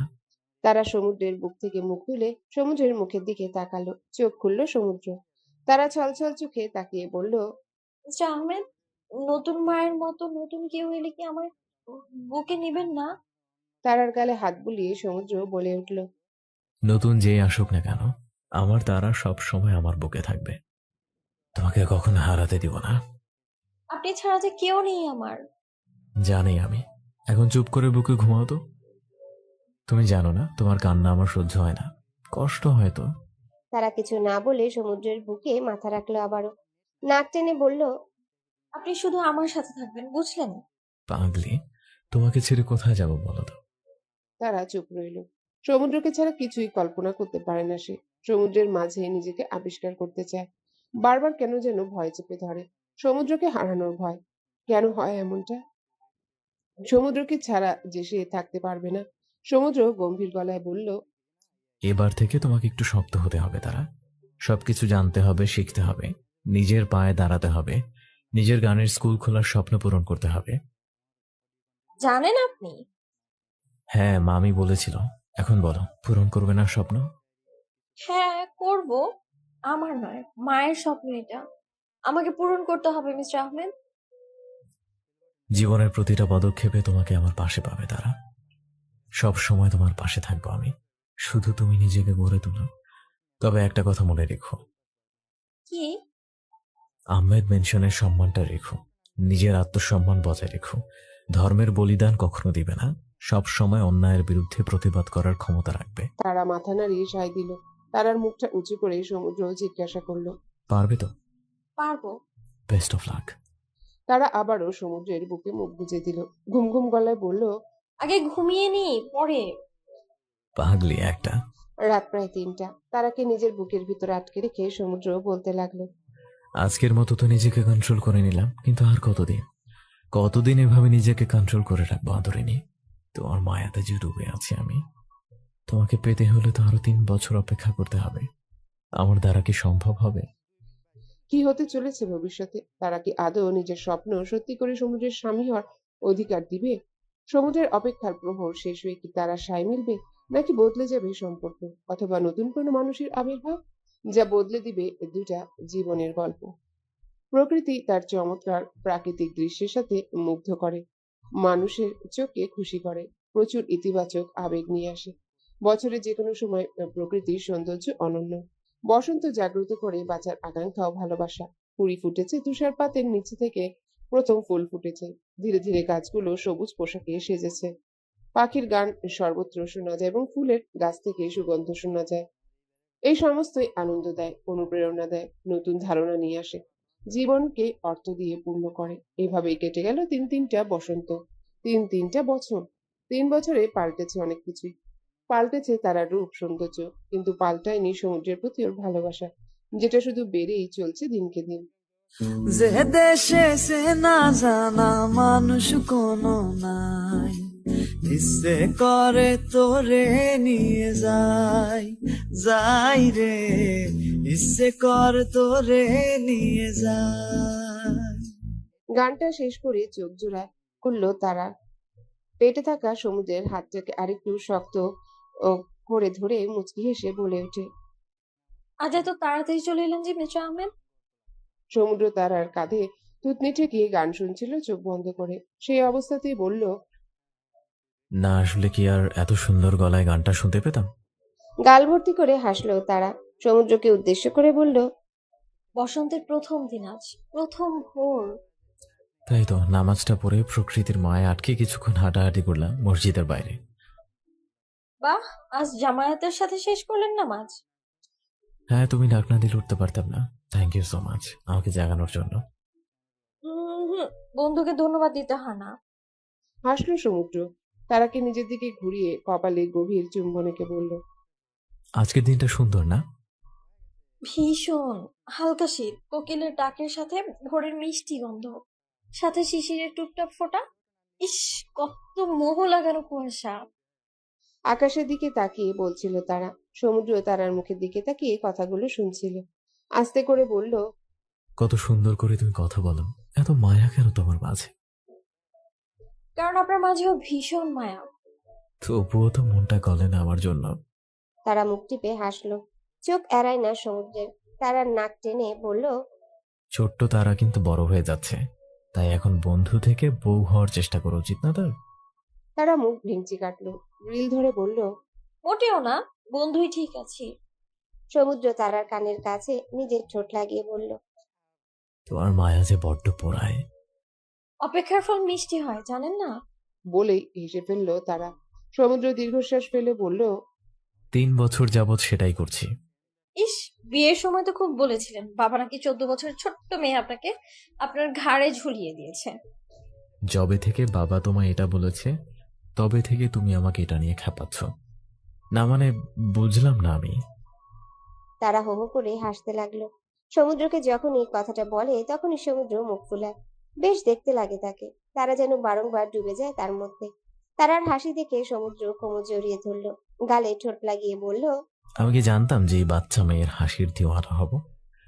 আমি কি জানতাম যে এই বাচ্চার মায়ায় আটকে যাব? নাকি জানতাম যে আদরিনী তার আদরে পেঁচিয়ে ফেলবে আর নিজেকে আমার মনের মাঝে বসিয়ে ফেলবে, একদম আমার মনের রাজ্যের রানী হয়ে আমারই প্রাণ হয়ে যাবে, যাকে ছাড়া এক মুহূর্ত থাকা আমার পক্ষে সম্ভব অসম্ভব, যাকে ছাড়া এক মুহূর্ত থাকা আমার পক্ষে অসম্ভব, এমনকি ভাবতেও পারি না তোমাকে ছাড়া একটা দিন। না দেখে থাকবো কি করে? তারা বরাবরের মতোই সমুদ্রের কথাগুলো মনোযোগ দিয়ে শুনল। সমুদ্র এরকম কথা প্রায়শই বলে। এক একদিন এক এক রকম কথা বলে, আর সব তারাকে নিয়ে। তারার মধ্যে সীমাবদ্ধ সে। তারা মনে মনে ভাবে, ওনার কথাগুলো শুনলে নিজেকে আসলেই রানী মনে হয়। ওনার কাছে আমি সুন্দর, ওনার রাজ্যের রানী। আর কি চাই আমার? আগের তারাতে বাচ্চামো ছিল, সেই বাচ্চামো কিউটনেসে পাগল হয়েছিলাম। আর এই তারাতে তো মুগ্ধতা আছে, ভালোবাসা আছে চোখে, কিছুই পাল্টায়নি। পাল্টেছে শুধু তারার বয়সটা আর তারার হাইটটা। আমার তারা কিন্তু আমারই আছে, আমার কিউটের ডিব্বা তারা। হাসলো তারা। সমুদ্রের মাথার চুল ঝাঁকিয়ে বলল, আপনার চোখ জোড়া সুন্দর, তাই আপনার কাছে আমি সুন্দর। আমার কাছে তুমি ব্যক্তিগত সুন্দর, তোমার রূপে নয়, তোমার গুণে অন্ধ আমি। রূপে তো আগেই মেরে ফেলেছ, এখন শুধু ঘায়ে মলম লাগানো বাকি। বুঝতে পেরে লাজুক হাসলো তারা। নিচের দিকে তাকিয়ে বলল, সূর্য উঠছে, চলো না দেখি। সমুদ্র তারা থুতনিটা উঁচু করে আবারও চুমু খেলো কপালে। চোখ বন্ধ করে ফেললো তারা। যতবারই সমুদ্র তারার কপালে চুমু খায় ততবারই আলাদা একরকম ফিলিংস হয়, যেন এই প্রথম তাকে স্পর্শ করেছে। চুমুখে আকাশের দিকে তাকালো সমুদ্র। তারাও সেদিকে তাকালো। সূর্য উঠেছে, এক নতুন সূর্য। সমুদ্র তারার দিকে তাকিয়ে বলল, বসন্ত এসে গেছে। বাগানে হাঁটাহাঁটির পাশাপাশি গাছগুলোতে পানি দিচ্ছিল তারা, সাথে গুনগুন করছিল। মাথায় ঘোমটাটা ভালো করে টেনে গোলাপ ফুলগুলো ছুঁয়ে বলতে লাগলো, কেমন আছো তোমরা? এভাবে আরো অনেক কিছুই বলতে লাগলো, সাথে গাছগুলোকে ছুঁয়ে দিচ্ছে। হঠাৎ একটা হলুদ রঙের কাঠগোলাপ দেখে সেটাকে ছিঁড়ে নিল। মুচকি হেসে বলল, আজ বসন্ত উপলক্ষে এটা আমি মিস্টার আহমেদকে দিব। ভীষণ খুশি হবে কিন্তু। ভেবেই ফুলটার গন্ধ নিতে লাগলো। আচমকা কেউ পেছন থেকে কাঁধে হাত রাখতেই তারা ভাবলো এটা হয়তো সমুদ্র। তাই পেছনে ঘুরে ফুলটা এগিয়ে দিয়ে বলল, মিস্টার আহমেদ, এটা আপনার জন্য। ধন্যবাদ। মুখের হাসিটা মিলিয়ে গেল তারার। এই লোকটাকে তো সে চিনে না। তারা ভ্রু কুঁচকে বলল, এক্সকিউজ মি, কে আপনি? আর এভাবে আমার ফুলটা নিলেন কিভাবে আপনি? তুমি তো বললে মিস্টার আহমেদ এটা আপনার জন্য। আপনি মিস্টার আহমেদ না, বুঝছেন? ফুলটা ফেরত দিন। লোকটা দিল না। তারার দিকে হাত বাড়িয়ে বলল, হাই, আমি রাজ আহমেদ। আপনি বুঝি আমাদের বাসায় বেড়াতে এসেছেন? যেন আকাশ থেকে পড়লো তারা। চোখ মুখ শক্ত হয়ে গেল। কথাগুলো দলা পাকিয়ে যাচ্ছে। রাজ নামটা যে ভুলবার নয়। কম কথা শুনতে হয়নি নামটার জন্য। তারাকে চুপ থাকতে দেখে হাতটা নামিয়ে নিল রাজ। তারার দিকে ঝুঁকে বলল, you are really very beautiful. তারা তাচ্ছিল্য হাসলো। রাজকে উদ্দেশ্য করে বলল, আপনি বুঝি এসবে বেশি গুরুত্ব দেন? হ্যাঁ, একদম। আমার এমন হওয়া মেয়ে ছাড়া চলেই না। আর তোমার কথা বলি তো। বলেই চোখ টিপল রাজ। তারার রাজের চলে যাওয়ার কারণটা জানতে হতো, তাই কথাগুলো সহ্য করে তারা সামনের দিকে তাকিয়ে বলল, তো বিয়েও নিশ্চয়ই করেছেন? আরে না, বিদেশে ছিলাম এতদিন একজনের সাথে লিভ টুগেদারে, আর 4 বছর পর ফিরলাম। এখানে অবশ্য একজন গায়ের সাথে বিয়ে ঠিক হয়েছিল। আমার এসব পছন্দ না, তাই পালিয়ে গেছিলাম। তারা পুরোটা এবার বুঝতে পারলো। বাঁকা হেসে বলল, আচ্ছা, ভালো। কিন্তু তুমি কে বলো তো? আমাদের বাসায় এভাবে বাগানে কি করছো? পরিচয় কি আসে যায়? রাজ তারাকে ভালো করে পরখ করে হেসে বলল, সেটাই, পরিচয়টা বড় বিষয় না, সৌন্দর্যটাই বড় আসল। তারা কিছু না বলে আরেকটা কাঠগোলাপ ছিঁড়ে নিল। তারপর রাজের দিকে একবার তাকিয়ে দীর্ঘশ্বাস ফেলে বাড়ির ভিতর ঢুকে পড়ল। পেছন পেছন রাজে এলো। তার জানতেই হবে এই মেয়েটার পরিচয়, যার রূপে পাগল হয়েছে সে। আজ অব্দি এমন মেয়ে দেখেনি সে। মনে মনে ভাবছে,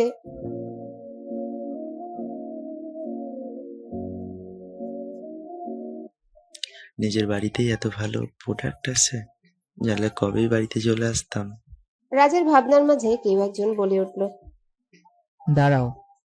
গলাটা চিনতে পেরে দাঁড়িয়ে পড়ল রাজ। ঢোক গিলে বাবাকে উদ্দেশ্য করে বলল, আসলে বাবা। শান্ত আহমেদ রাজকে বলতে দিলেন না, কড়া গলায় বললেন, এই বাড়িতে তোর কোনো জায়গা নেই। তোর জন্য আমার সম্মানে আঘাত লেগেছে। তোর জন্য আমার বাড়ির দরজা একদম বন্ধ। রাজ শান্ত আহমেদকে বোঝানোর চেষ্টা করে বলল, বাবা, বোঝার চেষ্টা করো প্লিজ। আমি ওসব গ্রামের মেয়ে পছন্দ করি না, তোমাদের বুঝতে হবে বিষয়টা। আমাকে বোঝানোর চেষ্টা করিস না রাজ। তুই এই মুহূর্তে বের হয়ে যা আমার বাড়ি থেকে। বাবা, বাড়িটার আমারও অধিকার রয়েছে। শান্ত আহমেদ তাচ্ছিল্যের সাথে বললেন, যে নিজের বাবার সম্মান নষ্ট করে তার আবার কিসের অধিকার? রাজ মাথা নিচু করে ফেলল। এই মুহূর্তে বাবার কাছে ক্ষমা না চাইলে বাড়িতে ঠাঁই হবে না। বিদেশে গিয়ে সন টাকার বলি দিয়ে ফেলেছে। এবার ব্যবসার হাত না লাগালে খালি হাতেই থাকতে হবে। তাই মাথা না গরম করে শান্ত আহমেদের পা ছুঁয়ে বলল, বাবা প্লিজ, আমাকে মাফ করে দাও। আমি আমার ভুলটা বুঝতে পেরেছি। তুই বুঝলেও কি? সেই মেয়েটাকে তো কম কষ্ট দিসনি তুই। আমাকে ক্ষমা করো বাবা। কখনোই না। তুই আমার তারামাকে কষ্ট দিয়েছিস। বাবা প্লিজ। শান্ত আহমেদ মানতে নারাজ। আর রাজ পা ধরে বসে আছে। জেসিও ততক্ষণে রুম থেকে বেরিয়ে এসেছে। রাজকে এভাবে দেখে ভীষণ অবাক সে। হঠাৎ সমুদ্রের হাত ধরে সিঁড়ি দিয়ে নামতে নামতে তারা বলে উঠল, বাবা, মাফ করে দাও ওনাকে।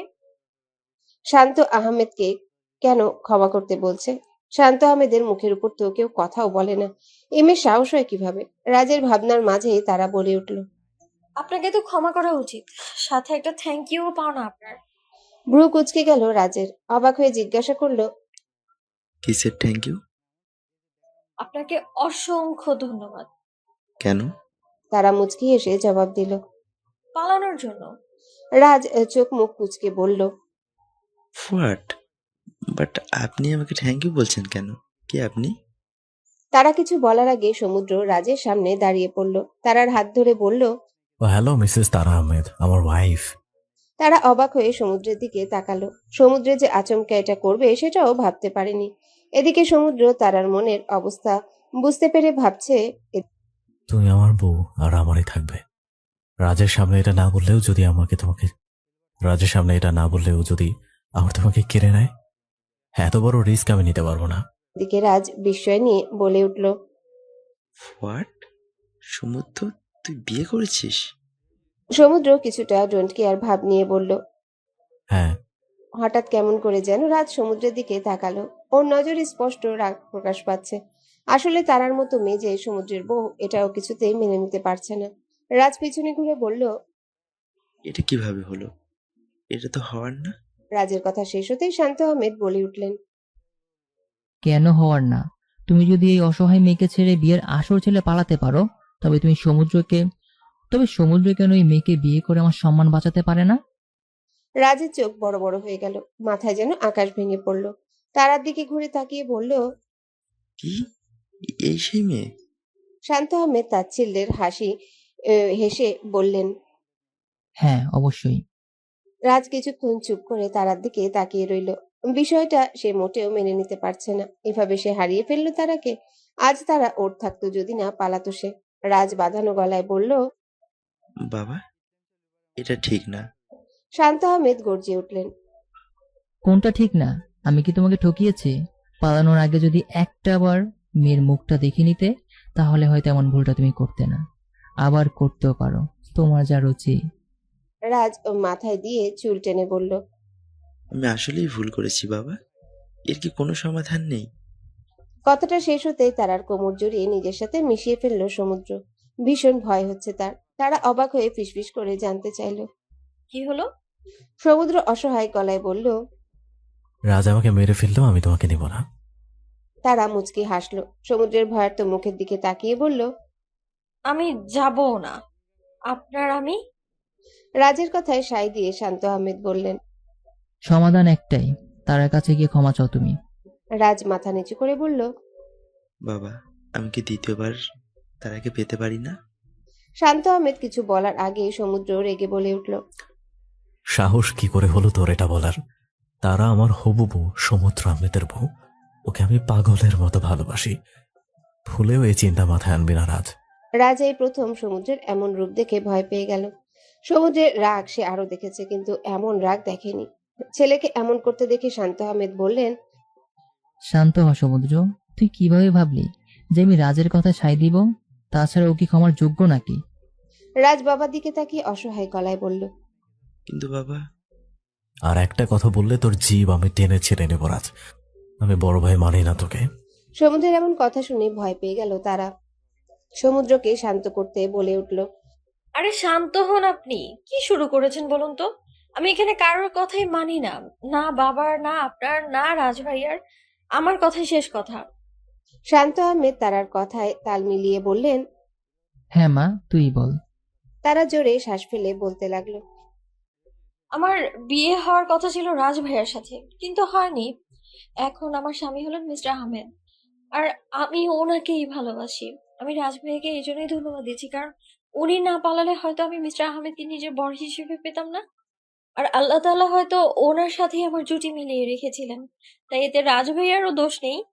ওনাকে ক্ষমা করে দেওয়া উচিত, কিন্তু তারা আর ওনার কখনোই হবে না।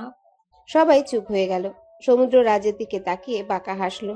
তারা রাজের দিকে এক পা এগিয়ে বলল, তো আজ হঠাৎ আপনার পাপের প্রায়শ্চিত্ত করার ইচ্ছে হলো কেন?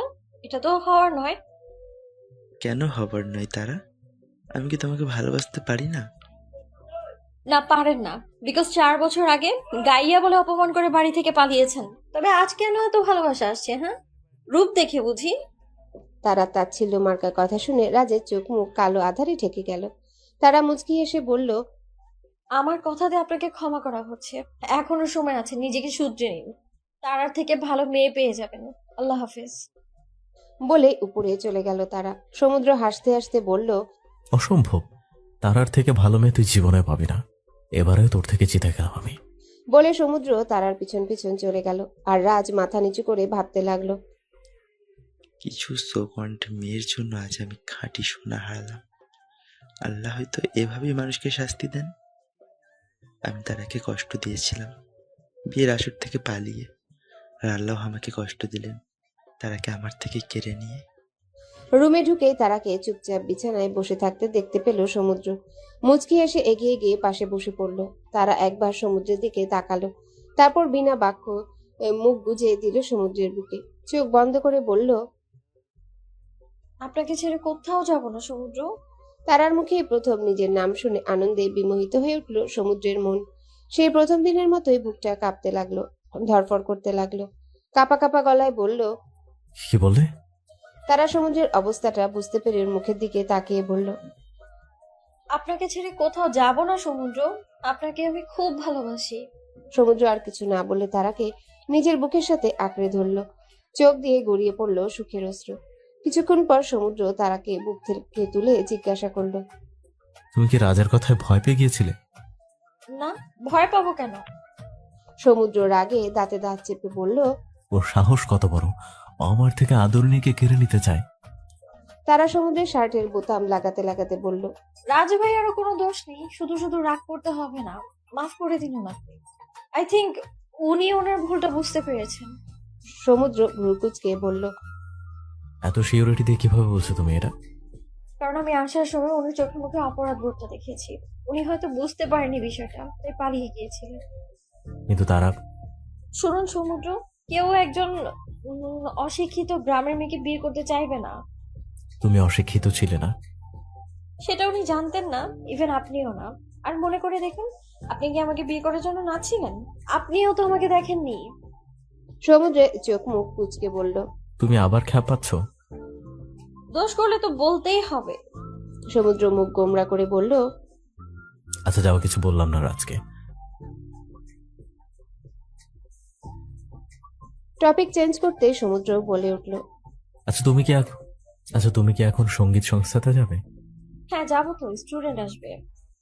ওকে, আমি ড্রপ করে দিব, চলো। তারাও মাথা নাড়ালো, রেডি হতে চলে গেল। তারার গানের স্কুলটা এখনো খোলা হয়নি, তবে ছোট একটা সংস্থাতে কাজ করে সে। মূলত স্টুডেন্টদের গান শেখায়। এভাবে ওরও চর্চা হচ্ছে। কলেজ শেষ হলে সমুদ্র নিজের কেনা নতুন জায়গায় ওকে স্কুল খুলে দিবে। তারাও বেশ এক্সাইটেড বিষয়টা নিয়ে। প্রতিদিন এটাকে ঘিরেই নানান স্বপ্ন তার। গাড়ি চলতে চলতে হঠাৎ থেমে গেল। তারা অবাক হয়ে সমুদ্রের দিকে তাকিয়ে জিজ্ঞাসা করলো, কি হলো, থামালেন কেন? সমুদ্র রাগী গলায় তারাকে বাইরে তাকাতে ইশারা করলো। তারা জানালা দিয়ে বাইরে তাকিয়ে দেখলো তাদের থেকে বেশ কিছুটা দূরে দাঁড়িয়ে আছে জেসি, আর তার পাশে একটা ছেলে। দুজনে এখনো গাড়িটাকে দেখেনি। সমুদ্র দাঁতে দাঁত চেপে বলল, এটা জেসি না? হ্যাঁ তো। ছেলেদের সাথে কথা বলাচ্ছি। বলে সমুদ্র গাড়ি থেকে নামতে গেল। হাত ধরে ফেললো তারা। যাবেন না? মানে? যাবেন না। যাবেন না মানে যাবেন না। কিন্তু কেন? কারণ ছেলেটা খারাপ হয়। ওর সাথে জেসির কথা হয় অনেক দিন ধরেই, সেই 4 বছর আগে থেকে। সমুদ্র চোখ বড় বড় করে বলল, কি? তার মানে জেসি লুকিয়ে লুকিয়ে ওর সাথে দেখা করতে যেত? হ্যাঁ, কিন্তু ও ফ্রড না। আপনি যেমন ভাবছেন তেমন না। কি গ্যারান্টি আছে তোমার কথায়? বলো তো, তুমি চিনবে সব ছেলেদের? না জেনে এসব বলতে হয় না। ও যদি ফ্রড হতো তবে 4 বছর থাকতো না, কবেই চলে যেত। কিন্তু ও থেকেছে তো। কিন্তু কোনো কিন্তু না। যা হচ্ছে হতে দিন। ছেলেটার বিষয়ে আমি তানহাকে দিয়ে খবর নিয়েছি। ভালোই আছে, নতুন নতুন চাকরি পেয়েছে ইউনিভার্সিটি টিচারশিপ। সমুদ্র কিছু না বলে গাড়ি স্টার্ট দিল। তারা কিছু বলতে দিল না সমুদ্র। হাত উঁচে থামিয়ে দিয়ে বলল, আমি তোমার থেকে আর কিছু শুনতে চাইছি না, প্লিজ আমাকে আমার সিদ্ধান্ত নিতে দাও। বাসায় এসে ধূপধাপ পা ফেলে রুমে চলে গেল সমুদ্র। তারা একটা দীর্ঘশ্বাস ফেলে উপরে চলে গেল সমুদ্রের পিছন পিছন। রুমে ঢুকতেই দেখতে পেল সমুদ্র বারান্দায় দাঁড়িয়ে আছে। তারা এগিয়ে গিয়ে সমুদ্রের সামনে দাঁড়িয়ে পড়ল। সমুদ্র কিছু বলছে না, শুধু চুপচাপ ভ্রু কুঁচকে নিচের দিকে তাকিয়ে দাঁড়িয়ে আছে। তারা সমুদ্রের দিকে আরেকটু এগিয়ে গিয়ে বলল, কি হলো, কিছু বলছেন না কেন? এমন চুপ যে? পরপর 3টা প্রশ্নের একটারও জবাব দিল না সমুদ্র, বরং ভ্রু কুঁচকে গ্রিলের বাইরে তাকিয়ে রইল। তা দেখে তারা বলল, আপনি কি জেসির বিষয়টা নিয়ে আপসেট? রাগ করেছেন? এবার সমুদ্র তারার দিকে তাকিয়ে দাঁতে দাঁত চেপে বলল, রাগার মতো বিষয় হলে রাখবো না তো কি করব? তারা মাথা নিচু করে ফেলল। ওর মনে হচ্ছে যে সমুদ্র হয়তো ওর কাজে রাগ করেছে। সমুদ্রের বোন, তাই সমুদ্রের এই সিদ্ধান্ত নেওয়া উচিত ছিল। তারার উচিত হয়নি এমন করার। কথাটা ভেবেই তারা বলে উঠল, সরি, আমি আসলে বুঝতে পারিনি যে আপনি আমার কাজে রেগে যাবেন। সমুদ্রকে আগের মতোই থাকতে দেখে তারা মাথা নিচু করে ফেলল। আস্তে করে বলল, আসলে আমার নিজ থেকে সিদ্ধান্ত নেওয়া উচিত হয়নি। তাছাড়া আপনার বোনের ভালো তো আপনিই বুঝবেন, আমি তো আর বুঝবো না। মাতব্বরি করাটা একদম উচিত হয়নি আমার। এবার সমুদ্র তারার দিকে অবাক হয়ে তাকালো। তারা মাথা নিচু করে আছে, তা দেখে সমুদ্র ভাবতে লাগলো। এই মেয়ে তো আমার কথার উল্টোটা বুঝেছে। বয়স বাড়লে কি হবে, এখনো সে অবুঝের মতোই করছে। আমি বললাম কি আর সে বুঝলো কি? তারার সমুদ্রের চুপ থাকা দেখে আরো বেশি কষ্ট লাগতে শুরু হলো। সে কি তবে সমুদ্রকে বেশি রাগিয়ে দিল? তারা সমুদ্রের দিকে তাকিয়ে কাঁদো গলায় বলল। আমি আসলে বুঝতে পারিনি। সমুদ্র হকচকিয়ে গেল। তারাকে বুকে জড়িয়ে হাসতে হাসতে বলল, এইটুকুতে কাঁদতে হয়? ছিচকা জন্য কোথাকার। তারার কান্নাটা আটকে গেলেও অপরাধ বোধটা যাচ্ছে না। মন খারাপ করে বলল, আপনিই তো রাগ করলেন, আমি তো অপরাধ করেছি। করেছই তো। তুমি কি আমাকে সবটা বলেছিলে? একা একাই সব করলে। আমাকে নিলে কি হতো? তারা বুক থেকে মাথা তুলে অবাক হয়ে তাকিয়ে রইল সমুদ্রের দিকে। তারপর চোখ বড় বড় করে বলল, আপনাকে বলে আপনি রাখতেন না? সমুদ্র নিজের নখগুলো পরখ করতে করতে বলল, রাগ আর কি আছে? তুমি কি আমাকে বুড়ো ভাবো নাকি যে নিরামিষদের মতো করব? এই বয়সে প্রেম করতেই পারে, আমি করিনি বলে কেউ করবে না? আপনি করেননি? না, এসব আমার ভালো লাগে না। আর প্রেম করলে তোমাকে কিভাবে পেতাম বলো তো বউ? তারা হেসে ফেলল। সমুদ্র তারার দিকে ঝুঁকে বলল, আমি কিন্তু বুড়ো নই। ছোট্ট তারা আনার জন্য প্রস্তুত। তারা বিস্মিত হয়ে শুধালো, ছোট্ট তারা? হ্যাঁ, ছোট্ট তারা। আমাদের ছোট্ট তারা হবে তো। তারা কিছুক্ষণের জন্য ঘরে চলে গেল। কেমন একটা ভালো লাগার মতো হাসি চলে এলো ঠোঁটে। খুব কি খারাপ হবে যদি ওরও একটা বেবি থাকে, ওকে মা বলে ডাকে? ওর খুব ইচ্ছে করছে ডাকটা শোনা। ইস, কতই না মধুর সেই ডাক। সমুদ্রের কথায় ভাবনায় ছেদ পড়লো তারার। সমুদ্র হালকা হেসে বলল, তুমি এখনো প্রস্তুত নাও? আচ্ছা বাদ দাও, আমি নিচ থেকে আসছি। তারা মাথা নাড়ালো। সমুদ্র তারার মাথায় হাত বুলিয়ে নিচে চলে গেল। তারাও মুচকি হেসে আবারও বাচ্চার চিন্তায় মশগুল হয়ে পড়ল। আলমারির কাপড়গুলো গোছাতে গিয়ে হঠাৎ একটা প্যাকেট পেল তারা। অবাক হয়ে তাকিয়ে রইল প্যাকেটটার দিকে। অস্ফুট স্বরে মুখ থেকে বেরিয়ে এলো, শাড়ি প্যাকেট? সোফায় বসে টিভি দেখছিল সমুদ্র। শান্ত আহমেদ ঘরে ঘুমিয়ে পড়েছেন। একটু অসুস্থ থাকায় ডক্টর তাকে তাড়াতাড়ি ঘুমাতে বলেছেন। আর জেসি বাসায় ফিরেছে অনেক আগে। সমুদ্রের সাথে দেখা করে নিজের রুমে পড়তে ব্যস্ত। সমুদ্র জেসির বিষয়টা নিয়ে কোনো প্রশ্ন করেনি। তারা যখন বলেছে ভালো, তবে ভালোই। কথাগুলো ভাবছিল আর টিভি চ্যানেল ঘোরাচ্ছিল সমুদ্র। রাত তখন 10টা। হঠাৎ কেউ সমুদ্রের পাশে এসে বসলো। সমুদ্র ভাবলো এটা তারা হয়তো, তাই চ্যানেলের দিকে চোখ রেখেই বলল, তারা মাথা ব্যথা করছে। কথাটা বলে চুপ করে বসে রইল সমুদ্র। এখনই হয়তো তারা বলবে, তাহলে টিভি দেখছেন কেন? মাথা ব্যথা বাড়াতে? ঘুমাবেন, চলুন। নয়তো মাথায় হাত বুলিয়ে দিয়ে বলবে, রাত জাগলে তো মাথা ব্যথা করবেই, ঘুমাবেন, চলুন। কিন্তু এমন কোনো জবাবই এলো না। অবাক হলো সমুদ্র। টিভি থেকে চোখ সরিয়ে পাশে তাকাতেই রাজকে দেখতে পেল। চোখ মুখ শক্ত হয়ে গেল তার। একটু দূরে সরে বসে বলল, তুই এখানে? রাজ আস্তে করে বলল, কেন বাঁচতে পারি না? সমুদ্র কিছু বলল না। টিভি অফ করে উঠে যেতে নিলেই রাজ হাতটা ধরে ফেলল। অসহায় গলায় বলল, তোর সাথে আমার কিছু কথা আছে। আর শোনার ইচ্ছে বা সময় কোনোটাই নেই। তুই আমার ছোট ভাই সমুদ্র, আমাকে একটু হলেও সম্মান করিস, সেটা আমি জানি। এই সম্মানের দোহাই লাগে, একটু শোন। সমুদ্র দাঁড়িয়ে পড়ল। অন্যদিকে তাকিয়ে বিরক্তি নিয়ে বলল, বলো কি বলবে? রাজ দীর্ঘশ্বাস ফেলে বলতে শুরু করলো, আসলে তুই তো জানিস যে আমি গ্রাম পছন্দ করতাম না, আর পুরনো জিনিসে আমার অ্যালার্জি বলতে পারিস। আমি আনস্মার্ট জিনিস কখনোই পছন্দ করি না। এসব বন্ধুদের মাঝে থেকেই হয়ে গেছিল। ওরাই বলতো আমায় স্মার্ট হ, আনস্মার্ট জিনিসগুলোকে বাইরে ছুঁড়ে মার। তো এসব মেনেই আমি কেমন যেন হয়ে গিয়েছিলাম, বকে গিয়েছিলাম। তাই একজন গ্রামের মেয়ের সাথে বিয়েটা মেনে নিতে পারছিলাম না। তবু আমার বাবার ওপর ভরসা ছিল, তাই আমি বিয়েতে রাজি হই। কিন্তু হঠাৎ আমার এক বন্ধু আমাকে কল করে পালানোর বুদ্ধি দেয়। আর আরো অনেক কথা বলতে থাকে যে আমি এই মেয়েকে বিয়ে করলে ক্লাবে ডিস্কে যেতে পারবো না, সবাই আমার মজা নিবে, এভাবে কথা জলে ফাঁসিয়ে নেয়। তাই আমি ওই দিন পালিয়ে গিয়েছিলাম, নয়তো যেতাম না ভাই। সমুদ্র রাজের দিকে একবার তাকিয়ে বলল, এজন্যই দেখে শুনে বন্ধু বানাতে হয়। ও যদি তোর ভালো চাইতো তবে তোকে বাবার কথা মানতে বলতো, কিন্তু না, ও তোকে পালাতে বললো। হ্যাঁ সেটাই। পরে ওর কথা মতো লন্ডনে গিয়ে ওকে আর পাইনি আমি। হাতে যা টাকা ছিল তাই দিয়ে একটা বাড়িতে ভাড়া থাকতাম। ওখানে ক্লাবে একটা মেয়ের সাথে পরিচয় হয়, আর ও আমাকে পছন্দ করতে লাগে। ও বাংলাদেশেরই ছিল এবং ও আমাকে বিয়ে করার প্রস্তাব দেয়। আমিও রাজি হয়ে যাই, কারণ আমার কাছে তখন টাকা পয়সা ছিল না। ও আমাকে সাহায্য করতে পারত, তাই আমিও রাজি হয়ে যাই। আর ওর সাথে এতদিন লিভ টুগেদারে ছিলাম। আজ ওকে এটা বলে এসেছি যে আমি বাসা থেকে পারমিশন নিতে আসছি ওকে বিয়ে করার জন্য। সমুদ্রের মনটা একটু গলল, নরম গলায় বলল, তো আমার কাছে কি চাস? কিছু না, শুধু ক্ষমা চাইবো। আমাকে মাফ করে দে ভাই। আমি তারার রূপ দেখে ওকে আবারও পাওয়ার মতো কথাটা বলে ফেলেছি। আমার উচিত হয়নি, কারণ ও আমার ছোট ভাইয়ের বউ। তার কাছেও ক্ষমা চাইবো আমি আগামীকাল। আচ্ছা ঠিক আছে। রাজ এবার কেঁদিয়ে দিল। সমুদ্রের হাত ধরে বলতে লাগলো, আমি খুব সরি রে ভাই, তোকে খুব কষ্ট দিয়েছি। তার একেও কথাগুলো। তোকে অনেক কথা শুনিয়েছি, আমাকে ক্ষমা করে দে। আর তোর জন্যই তো আমি তারাকে পেলাম।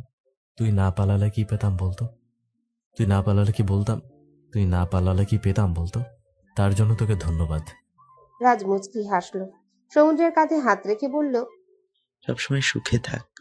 সমুদ্র মুচকি হেসে বলল, এখন থেকে আমরা সবাই একসাথে থাকবো ভাই। না, কেন? কারণ আমি পরশু লন্ডন ব্যাক করছি। কিন্তু কেন? কারণ এখানে এসে আমি উপলব্ধি করেছি যে আমি নীলাকে ভালোবেসে ফেলেছি। 3 বছর একসাথে ছিলাম তো দুজনে, তাই ওকেই বিয়ে করব। আগামীকাল বাবার থেকে ক্ষমা চেয়ে পারমিশনটা নিব। সমুদ্র হালকা হেসে সায় দিল, তারপর বলল, আমি লিনার সাথে কথা বলবো, ওকে বাংলাদেশ আনার ব্যবস্থা করব। দরজা খুলে রুমে প্রবেশ করতে একটা মিষ্টি গন্ধ এসে লাগলো সমুদ্রের নাকে। চোখ বন্ধ করে গন্ধটা নিল সমুদ্র। তারপর আস্তে আস্তে চোখ খুলতেই দেখতে পেল সারা ঘরে মোমবাতি দিয়ে সাজানো আর অন্ধকার। সমুদ্র কিছুটা অবাক হলো। লোডশেডিং তো হয়নি, কে সাজালো এমন করে? অবশ্য সুন্দর হয়েছে, কিন্তু সাজালোটাকে? এত ভাবনার মাঝে হঠাৎ একটা ভাবনা এলো যে তারা কোথায়? কথাটা ভেবে সমুদ্র ঘরে ঢুকে দরজাটা লাগিয়ে দিল। তারপর এক পা করে এগিয়ে গেল ওয়াশরুমের দিকে। ওখানেও নেই। সারা ঘর খুঁজে না পেয়ে বারান্দায় চলে গেল সমুদ্র।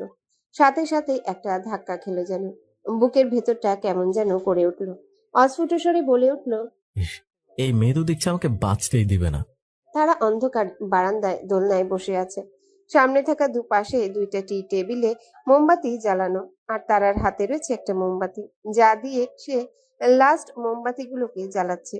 সমুদ্রের আসার সংকেত পেয়ে তারা মুচকি হেসে মোমবাতির দিকে তাকিয়েই বলল, আসুন না সমুদ্র। সমুদ্র কেঁপে উঠল। তারার দিকে এগুতে এগুতে বলল, এসব কি তারা? তারা লাজুক হাসলো, কিছু বলল না। সমুদ্র তারার সামনে হাঁটু গেড়ে বসে পড়ল। মোমবাতির আলোতেই তারার মুখটা উজ্জ্বল হয়ে গেল। সমুদ্র ঢোক গিলল। এই রূপ সে সামলাবে কিভাবে? তারা লাস্ট মোমবাতিটা জ্বালিয়ে শেষ করে বলল, সারপ্রাইজ দিলেন, কেমন লাগলো? সমুদ্র অবাক হয়ে তারার দিকে তাকিয়ে রইল। তারা মোমবাতিটা রেখে দিল। সমুদ্রের দিকে তাকিয়ে মিষ্টি হাসলো। বুকে এসে লাগলো যেন সমুদ্রের। তারা হেসেই বলল, শাড়িটা আমার পছন্দ হয়েছে। সমুদ্র এবার শাড়িটার দিকে তাকালো। এটা তো সেই শাড়িটাই যেটা তারার জন্য কিনে এনেছিল সমুদ্র, তাও 3 বছর আগে। রেখে দিয়েছিল যেন তারাকে গিফট দিতে পারে, কিন্তু সুযোগের অভাবে দেওয়া হয়নি। আজ এই শাড়িটা তারা পরবে তা ভাবতেও পারেনি সমুদ্র। তারা হালকা মিষ্টি রঙের শাড়ির আঁচলটা নাড়িয়ে দেখিয়ে বলল, কালারটা অনেক সুন্দর, কিন্তু একটু পাতলা। বলেই জোরপূর্বক হাসলো তারা। সমুদ্র হেসে ফেলল। তারার দিকে মুগ্ধ চোখে তাকিয়ে বলল, তোমার থেকে সুন্দর না? লজ্জায় গাল লাল টুকটুকে হয়ে গেল তারার। দাঁত বের করে হেসে বলল, শাড়িটা আমার থেকেও সুন্দর। হঠাৎ পড়লে যে? আলমারি গোছাতে গিয়ে শাড়িটা পেলাম, আমার খুব ভালো লাগলো। উপরে আমার নামটা লেখা ছিল, তাই ভাবলাম আমার জন্য এনেছেন, এই জন্যই তো পরে নিলাম। তাহলে ঘর সাজালে যে? আমার অবুঝ তারাটা এত বুঝদার কবে হলো? আরে সারপ্রাইজ দিতে চেয়েছিলাম, আপনি আমাকে শাড়িটা দিলেন যে, তাই আমিও আপনাকে সারপ্রাইজ দিলাম। কেমন লাগলো? হুম? সমুদ্র তারার গালে হাত রেখে বলল, খুব ভালো লেগেছে বউ। তুমি আমার জন্য যতটুকু করেছো আলহামদুলিল্লাহ। আমার কাছে তুমি আছো এটাই অনেক, আর কিছু লাগে না আমার। তারা বেশ খুশি হলো। সমুদ্রের হাত ধরে উঠে দাঁড়ালো। ঠিক তখনই বারান্দা থেকে বৃষ্টির ফোঁটা উড়ে আসতে লাগলো তারা আর সমুদ্র চোখে মুখে। বাতাসে তারার খোপা করা চুলগুলো খুলে গেল। সমুদ্রের মুখে উড়ে আসতে লাগলো চুলগুলো, ছুঁয়ে দিতে লাগলো সমুদ্রের মুখটাকে। সমুদ্র এগিয়ে গিয়ে তারার চুলে নাক ডুবিয়ে গন্ধ নিতে লাগলো। কেঁপে উঠলো তারা, চোখ বন্ধ করে ফেললো। সমুদ্র ঘ্রাণ নিতে নিতে বলল, তুমি কি জানো কতদিনের লোভ আমার তোমার এই লোকেশে? তারা কিছু বলছে না। সমুদ্রের নাক চুল ভেদ করে তারার কোমল ঘাড়ে গিয়ে ঠেকলো। শরীর ঝাঁকুনি দিয়ে উঠল। তারা দুহাতে দুপাশের শাড়ি আঁকড়ে ধরল। সমুদ্র তারার ঘাড়ে নাক ঠেকিয়ে বলল, তুমি যখন গোসল সেরে চুলগুলো একপাশে নিয়ে ঝাড়তে থাক, তখন অদ্ভুত এক স্নিগ্ধতা কাজ করে তোমার মাঝে। তোমার চুলের লুকানো ঘ্রাণটা বেরিয়ে আসে, সাদা ঘাড়টা স্পর্শ হয়, সাদা ঘাড়টা স্পষ্ট হয়। মনে হয় নিজেকে সেখানে সঁপে দিই, হারিয়ে যায় তোমার মায়ায়। তারা চুপচাপ সমুদ্রের কথাগুলো শুনছে। সমুদ্র এবার একটা হাত নিয়ে তারার উদর স্পর্শ করলো। তারার শাড়িটা আরেকটু চেপে ধরল। সমুদ্র ঘোর লাগা গলায় বলল, আমাকে এভাবে পাগল না করলে হতো না? হুম? সমুদ্র কিছু না বলে তারাকে নিজের দিকে ঘোরালো। তারা গোল গোল চোখ করে সমুদ্রের দিকে তাকিয়ে রইল। সমুদ্র তারার চুলগুলো সামনে আনলো, হাত বুলিয়ে অসহায় গলায় বলল, তোমার চুলগুলো কি আজও আটকে রাখবে? দেখো না আমার কাছে আসতে চাইছে। তারা অবাক হয়ে গেল, নিজের অজান্তেই বলল, না, না রাখবো না। সমুদ্র হেসে তারার চুলগুলোতে হাত বোলাতে লাগলো। চুলের পেছনে হাত নিয়ে ঘাড়ে রাখলো। তারা ঠোঁট জোড়া উঁচু করে গভীর চুম্বন করলো। চোখ আপনা আপনি বন্ধ হয়ে গেল তারার। নতুন এক অনুভূতি। সমুদ্র পরপর 3টা চুমুকে তারার অধৈর্যরা আঁকড়ে ধরল। কিছুক্ষণ পর তারার অধৈর্যরা ছেড়ে দিল সমুদ্র। কপালে কপাল ঠেকিয়ে চোখ বন্ধ করে ফেললো। তারা জোরে জোরে শ্বাস নিচ্ছে। সমুদ্র চোখ বন্ধ করেই বলল, তুমি কি জানো কতদিনের লোভ আমার এই তোমার ঠোঁট জোড়ায়? কতটা লোভ লাগে এটা দেখলে। বিশেষ করে তুমি যখন বকবক করো তখন মনে হয় কামড়ে করে খেয়ে ফেলি। লজ্জায় গাল লাল হতে শুরু করলো তারার। কান গরম হয়ে যাচ্ছে। সমুদ্র তারার গালে হাত দিয়ে বলল, আর এই গালগুলো মনে হয় টানতে থাকি। বলেই তারার গাল টেনে দিল সমুদ্র। তারা লজ্জায় মাথা নামিয়ে ফেললো। সমুদ্র মুচকি হেসে বলল, যখন লজ্জা পাও তখন এই গালগুলো লাল টুকটুকে হয়ে যায়, তখন মন চায় খেয়ে ফেলি। তারা দুহাত দিয়ে মুখ ঢেকে ফেললো। নিঃশব্দে হাসলো সমুদ্র। তারপর বলল, হাতে সরো তো, দেখি আমার লাল টুকটুকে হাতটাকে কেমন লাগছে। তারা হাতের পেছনে থেকে নাবোধক মাথা নাড়ালো। সমুদ্র বাঁকা হেসে নিজের থেকে তারার হাতটা সরিয়ে দিল। তারা চোখ বন্ধ করে আছে। সমুদ্র নিচে হাঁটু গেড়ে বসে পড়ল। তারার হাত ধরে বলল, যতদিন তুমি আমার জীবনে আছো, বেঁচে থাকার জন্য অন্য কোনো কারণের দরকার নাই আমার। তুমি আমার জীবন, ভালোবাসা, আমার নিয়তি। আমি তোমার উজ্জ্বল সূর্য হতে চাই, আর তুমি আমার ঝকমকে তারা। তোমার আকাশের চাঁদও আমি হতে চাই। তোমার প্রত্যেকটি শ্বাস প্রশ্বাসে নিজেকে অনুভব করতে চাই আমি। তুমি অপরূপ সুন্দরী, তুলনাহীন ভালো মন তোমার। আমি রূপের প্রেমে পড়তেই পারতাম, তোমার রূপে প্রেমে পড়ার মতো, তোমার রূপ প্রেমে পড়ার মতোই। তবে আমি প্রেমে পড়েছি তোমার মনের শুদ্ধতা আমাকে আষ্টে পৃষ্ঠে বেঁধে চলেছে কেবল। তোমার প্রেমের শুদ্ধ অনলেই পড়তে চাই সারাটা জীবন। সুযোগ দিয়েও মনের ঘরের বাসিন্দা হতে মন সুন্দরী। ভালোবাসা বলতে আমি জানি এক ধরনের আকর্ষণ, যাকে সে নিজের সুখে দুঃখে কাছে রাখতে চায়। আমি যখন এমন কাউকে ভাবি, শুধু তোমার ছবি ভেসে ওঠে হৃদয়ে। গভীর রাতে রোজ ভেঙে যায়, তোমার মুখটা ভেসে ওঠে চোখের আঙিনায়। মন জুড়ে বসে থাকো তুমি, অপরূপা সুন্দরী। এক একটা দিন যায়, আমি তোমার দিকে পতিত হই একটু একটু করে। তোমার মাঝে হারিয়ে ফেলছি নিজেকে শূন্য করে দিয়ে কিনছি তোমার স্বপ্ন। প্রতিদিন মাঝরাতে আমার বুকে থাকা তোমার মুখটা দেখি। দেখতে দেখতে রাত পার হয়ে যায়। জিজ্ঞেস করেছিল না কেন সকালে তাড়াতাড়ি উঠতে পারি না? এটাই সেই কারণ আদরিনি। তোমাকে যেদিন প্রথম দেখেছিলাম বউ সাজে, সেই বাচ্চা বাচ্চা মুখ, বাচ্চা বাচ্চা কথা, তোমার ভীতু চোখ, তোমার অভিমান, সেদিনই জেনেছিলাম তুমি আমার। সময়ের বোবা টানেলের লম্বা পথ পেরিয়ে আজ এসে দাঁড়িয়েছি তোমার সামনে। আজ আমার সমস্তটা জুড়েই শুধু তোমার বসবাস। ভালোবেসে গ্রহণ করো এই অধমে। তোমার জন্যই দেওয়ানা রয়ে যাবে এই দিল আজীবন। বলো আদরিনী, আজ তোমার মাঝে হারিয়ে যাওয়ার অধিকার দেবে আমাকে? তারার চোখ থেকে দুফোঁটা পানি গড়িয়ে পড়ল। মুচকি হেসে সায় দিল সমুদ্রের কথায়, হাতে হাত রেখে বলল, ভালোবাসার সংজ্ঞা আমার জানা নেই।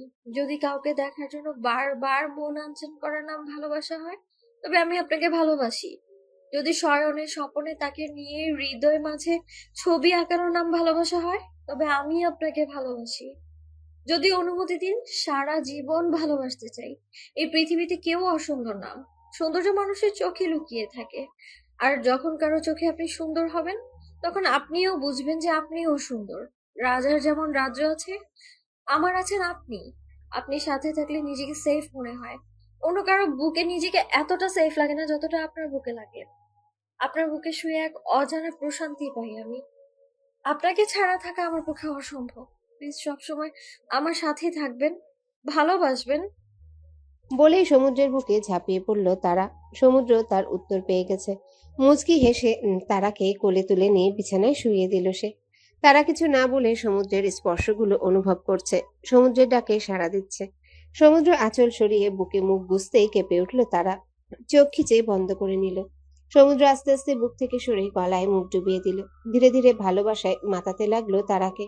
তার আদরিনীকে ভালোবাসায় মাতিয়ে হারিয়ে যেতে লাগলো সুখের সীমানায়। আজ 3 বছর তপস্যার ফল পাচ্ছে সমুদ্র। তারাকে নিজের করে পাচ্ছে। তারাও নিজের ভালোবাসার কাছে নিজেকে সঁপে দিচ্ছে। দুজনেই হারিয়ে যাচ্ছে ভালোবাসার অসীম সাগরে। সকালের মিষ্টি রোদ চোখে পড়তে ঘুম ভেঙে গেল তারার। চোখ খুলে বুকে ভারী কিছু অনুভব করলো সে। নিচে তাকাতেই সমুদ্রকে দেখতে পেল। খুব নিশ্চিন্তে তারার বুকে শায়িত হয়ে ঘুমাচ্ছে সে। মুচকি হাসলো তারা। সমুদ্রের চুলে হাত বুলিয়ে বলল, সমুদ্র প্লিজ উঠুন। এই সামান্যটাকে মোটেও উঠল না সমুদ্র। ডাকটা কানে পৌঁছেছে কিনা সন্দেহ। তার আর কেন যেন প্রচন্ড লজ্জা হচ্ছে। এমন পরিস্থিতিতে কখনো পড়েনি সে। এই মুহূর্তে তাকে ওয়াশরুমে যেতে হবে। এদিকে সমুদ্র তাকে আষ্টেপৃষ্ঠে জড়িয়ে ধরে নিজের শরীরের প্রতিটা ভাঁজের সাথে মিশিয়ে রেখেছে। সমুদ্রকে সরাতে তারা আরেকটু জোরে ডাকলো, মিস্টার আহমেদ প্লিজ উঠুন। এই যে মিস্টার আহমেদ, আমি ওয়াশরুমে যাব, বেলা হচ্ছে। সমুদ্র ভ্রু কুঁচকে গেল। মুগ্ধ চোখে সেদিকে তাকিয়ে রইল তারা। সমুদ্রের মাথায় হাত বুলিয়ে ডাকলো, এই বর। সমুদ্র এবার আস্তে আস্তে চোখ খুলল। তারার বুকে থুতনি ঠেকিয়ে তারার মুখের দিকে তাকিয়ে ঘুম ঘুম গলায় শুধালো, কি হয়েছে বউ? আপনি উঠুন, আমার কেমন যেন লাগছে, ওয়াশরুমে যাব। অস্থির হয়ে গেল সমুদ্র। তারার কপাল স্পর্শ করে বলল, কেমন লাগছে? ঠিক আছে তো? ঠিক আছে, শুধু সারা নেব, সরুন না। সমুদ্র স্বস্তির নিঃশ্বাস ফেলল। তারপর আবারও তারার বুকে মাথা রেখে চোখ বন্ধ করে ফেলল। তারা অবাক হয়ে বলল, এটা কি হলো? ঘুমাবো, ডোন্ট ডিস্টার্ব মি। বললেই হলো, কত বেলা হয়েছে, আমাকে সবার জন্য নাস্তা বানাতে হবে। তোমার এত পাকনামি করতে হবে না, আমাকে জড়িয়ে ঘুমিয়ে ধরে থাকো। হ্যাঁ, কি ধ্যান? হ্যাঁ, তুমি জানো আমার কত ভালো লাগছে এভাবে ঘুমাবো প্রতিদিন। তার আর দিন শেষ, সমুদ্রের বাংলাদেশ। ফাও আলাপ, উঠুন বলছি। হুম, আমি আমার আদরিনীকে ছাড়া যাব না, সরবো না।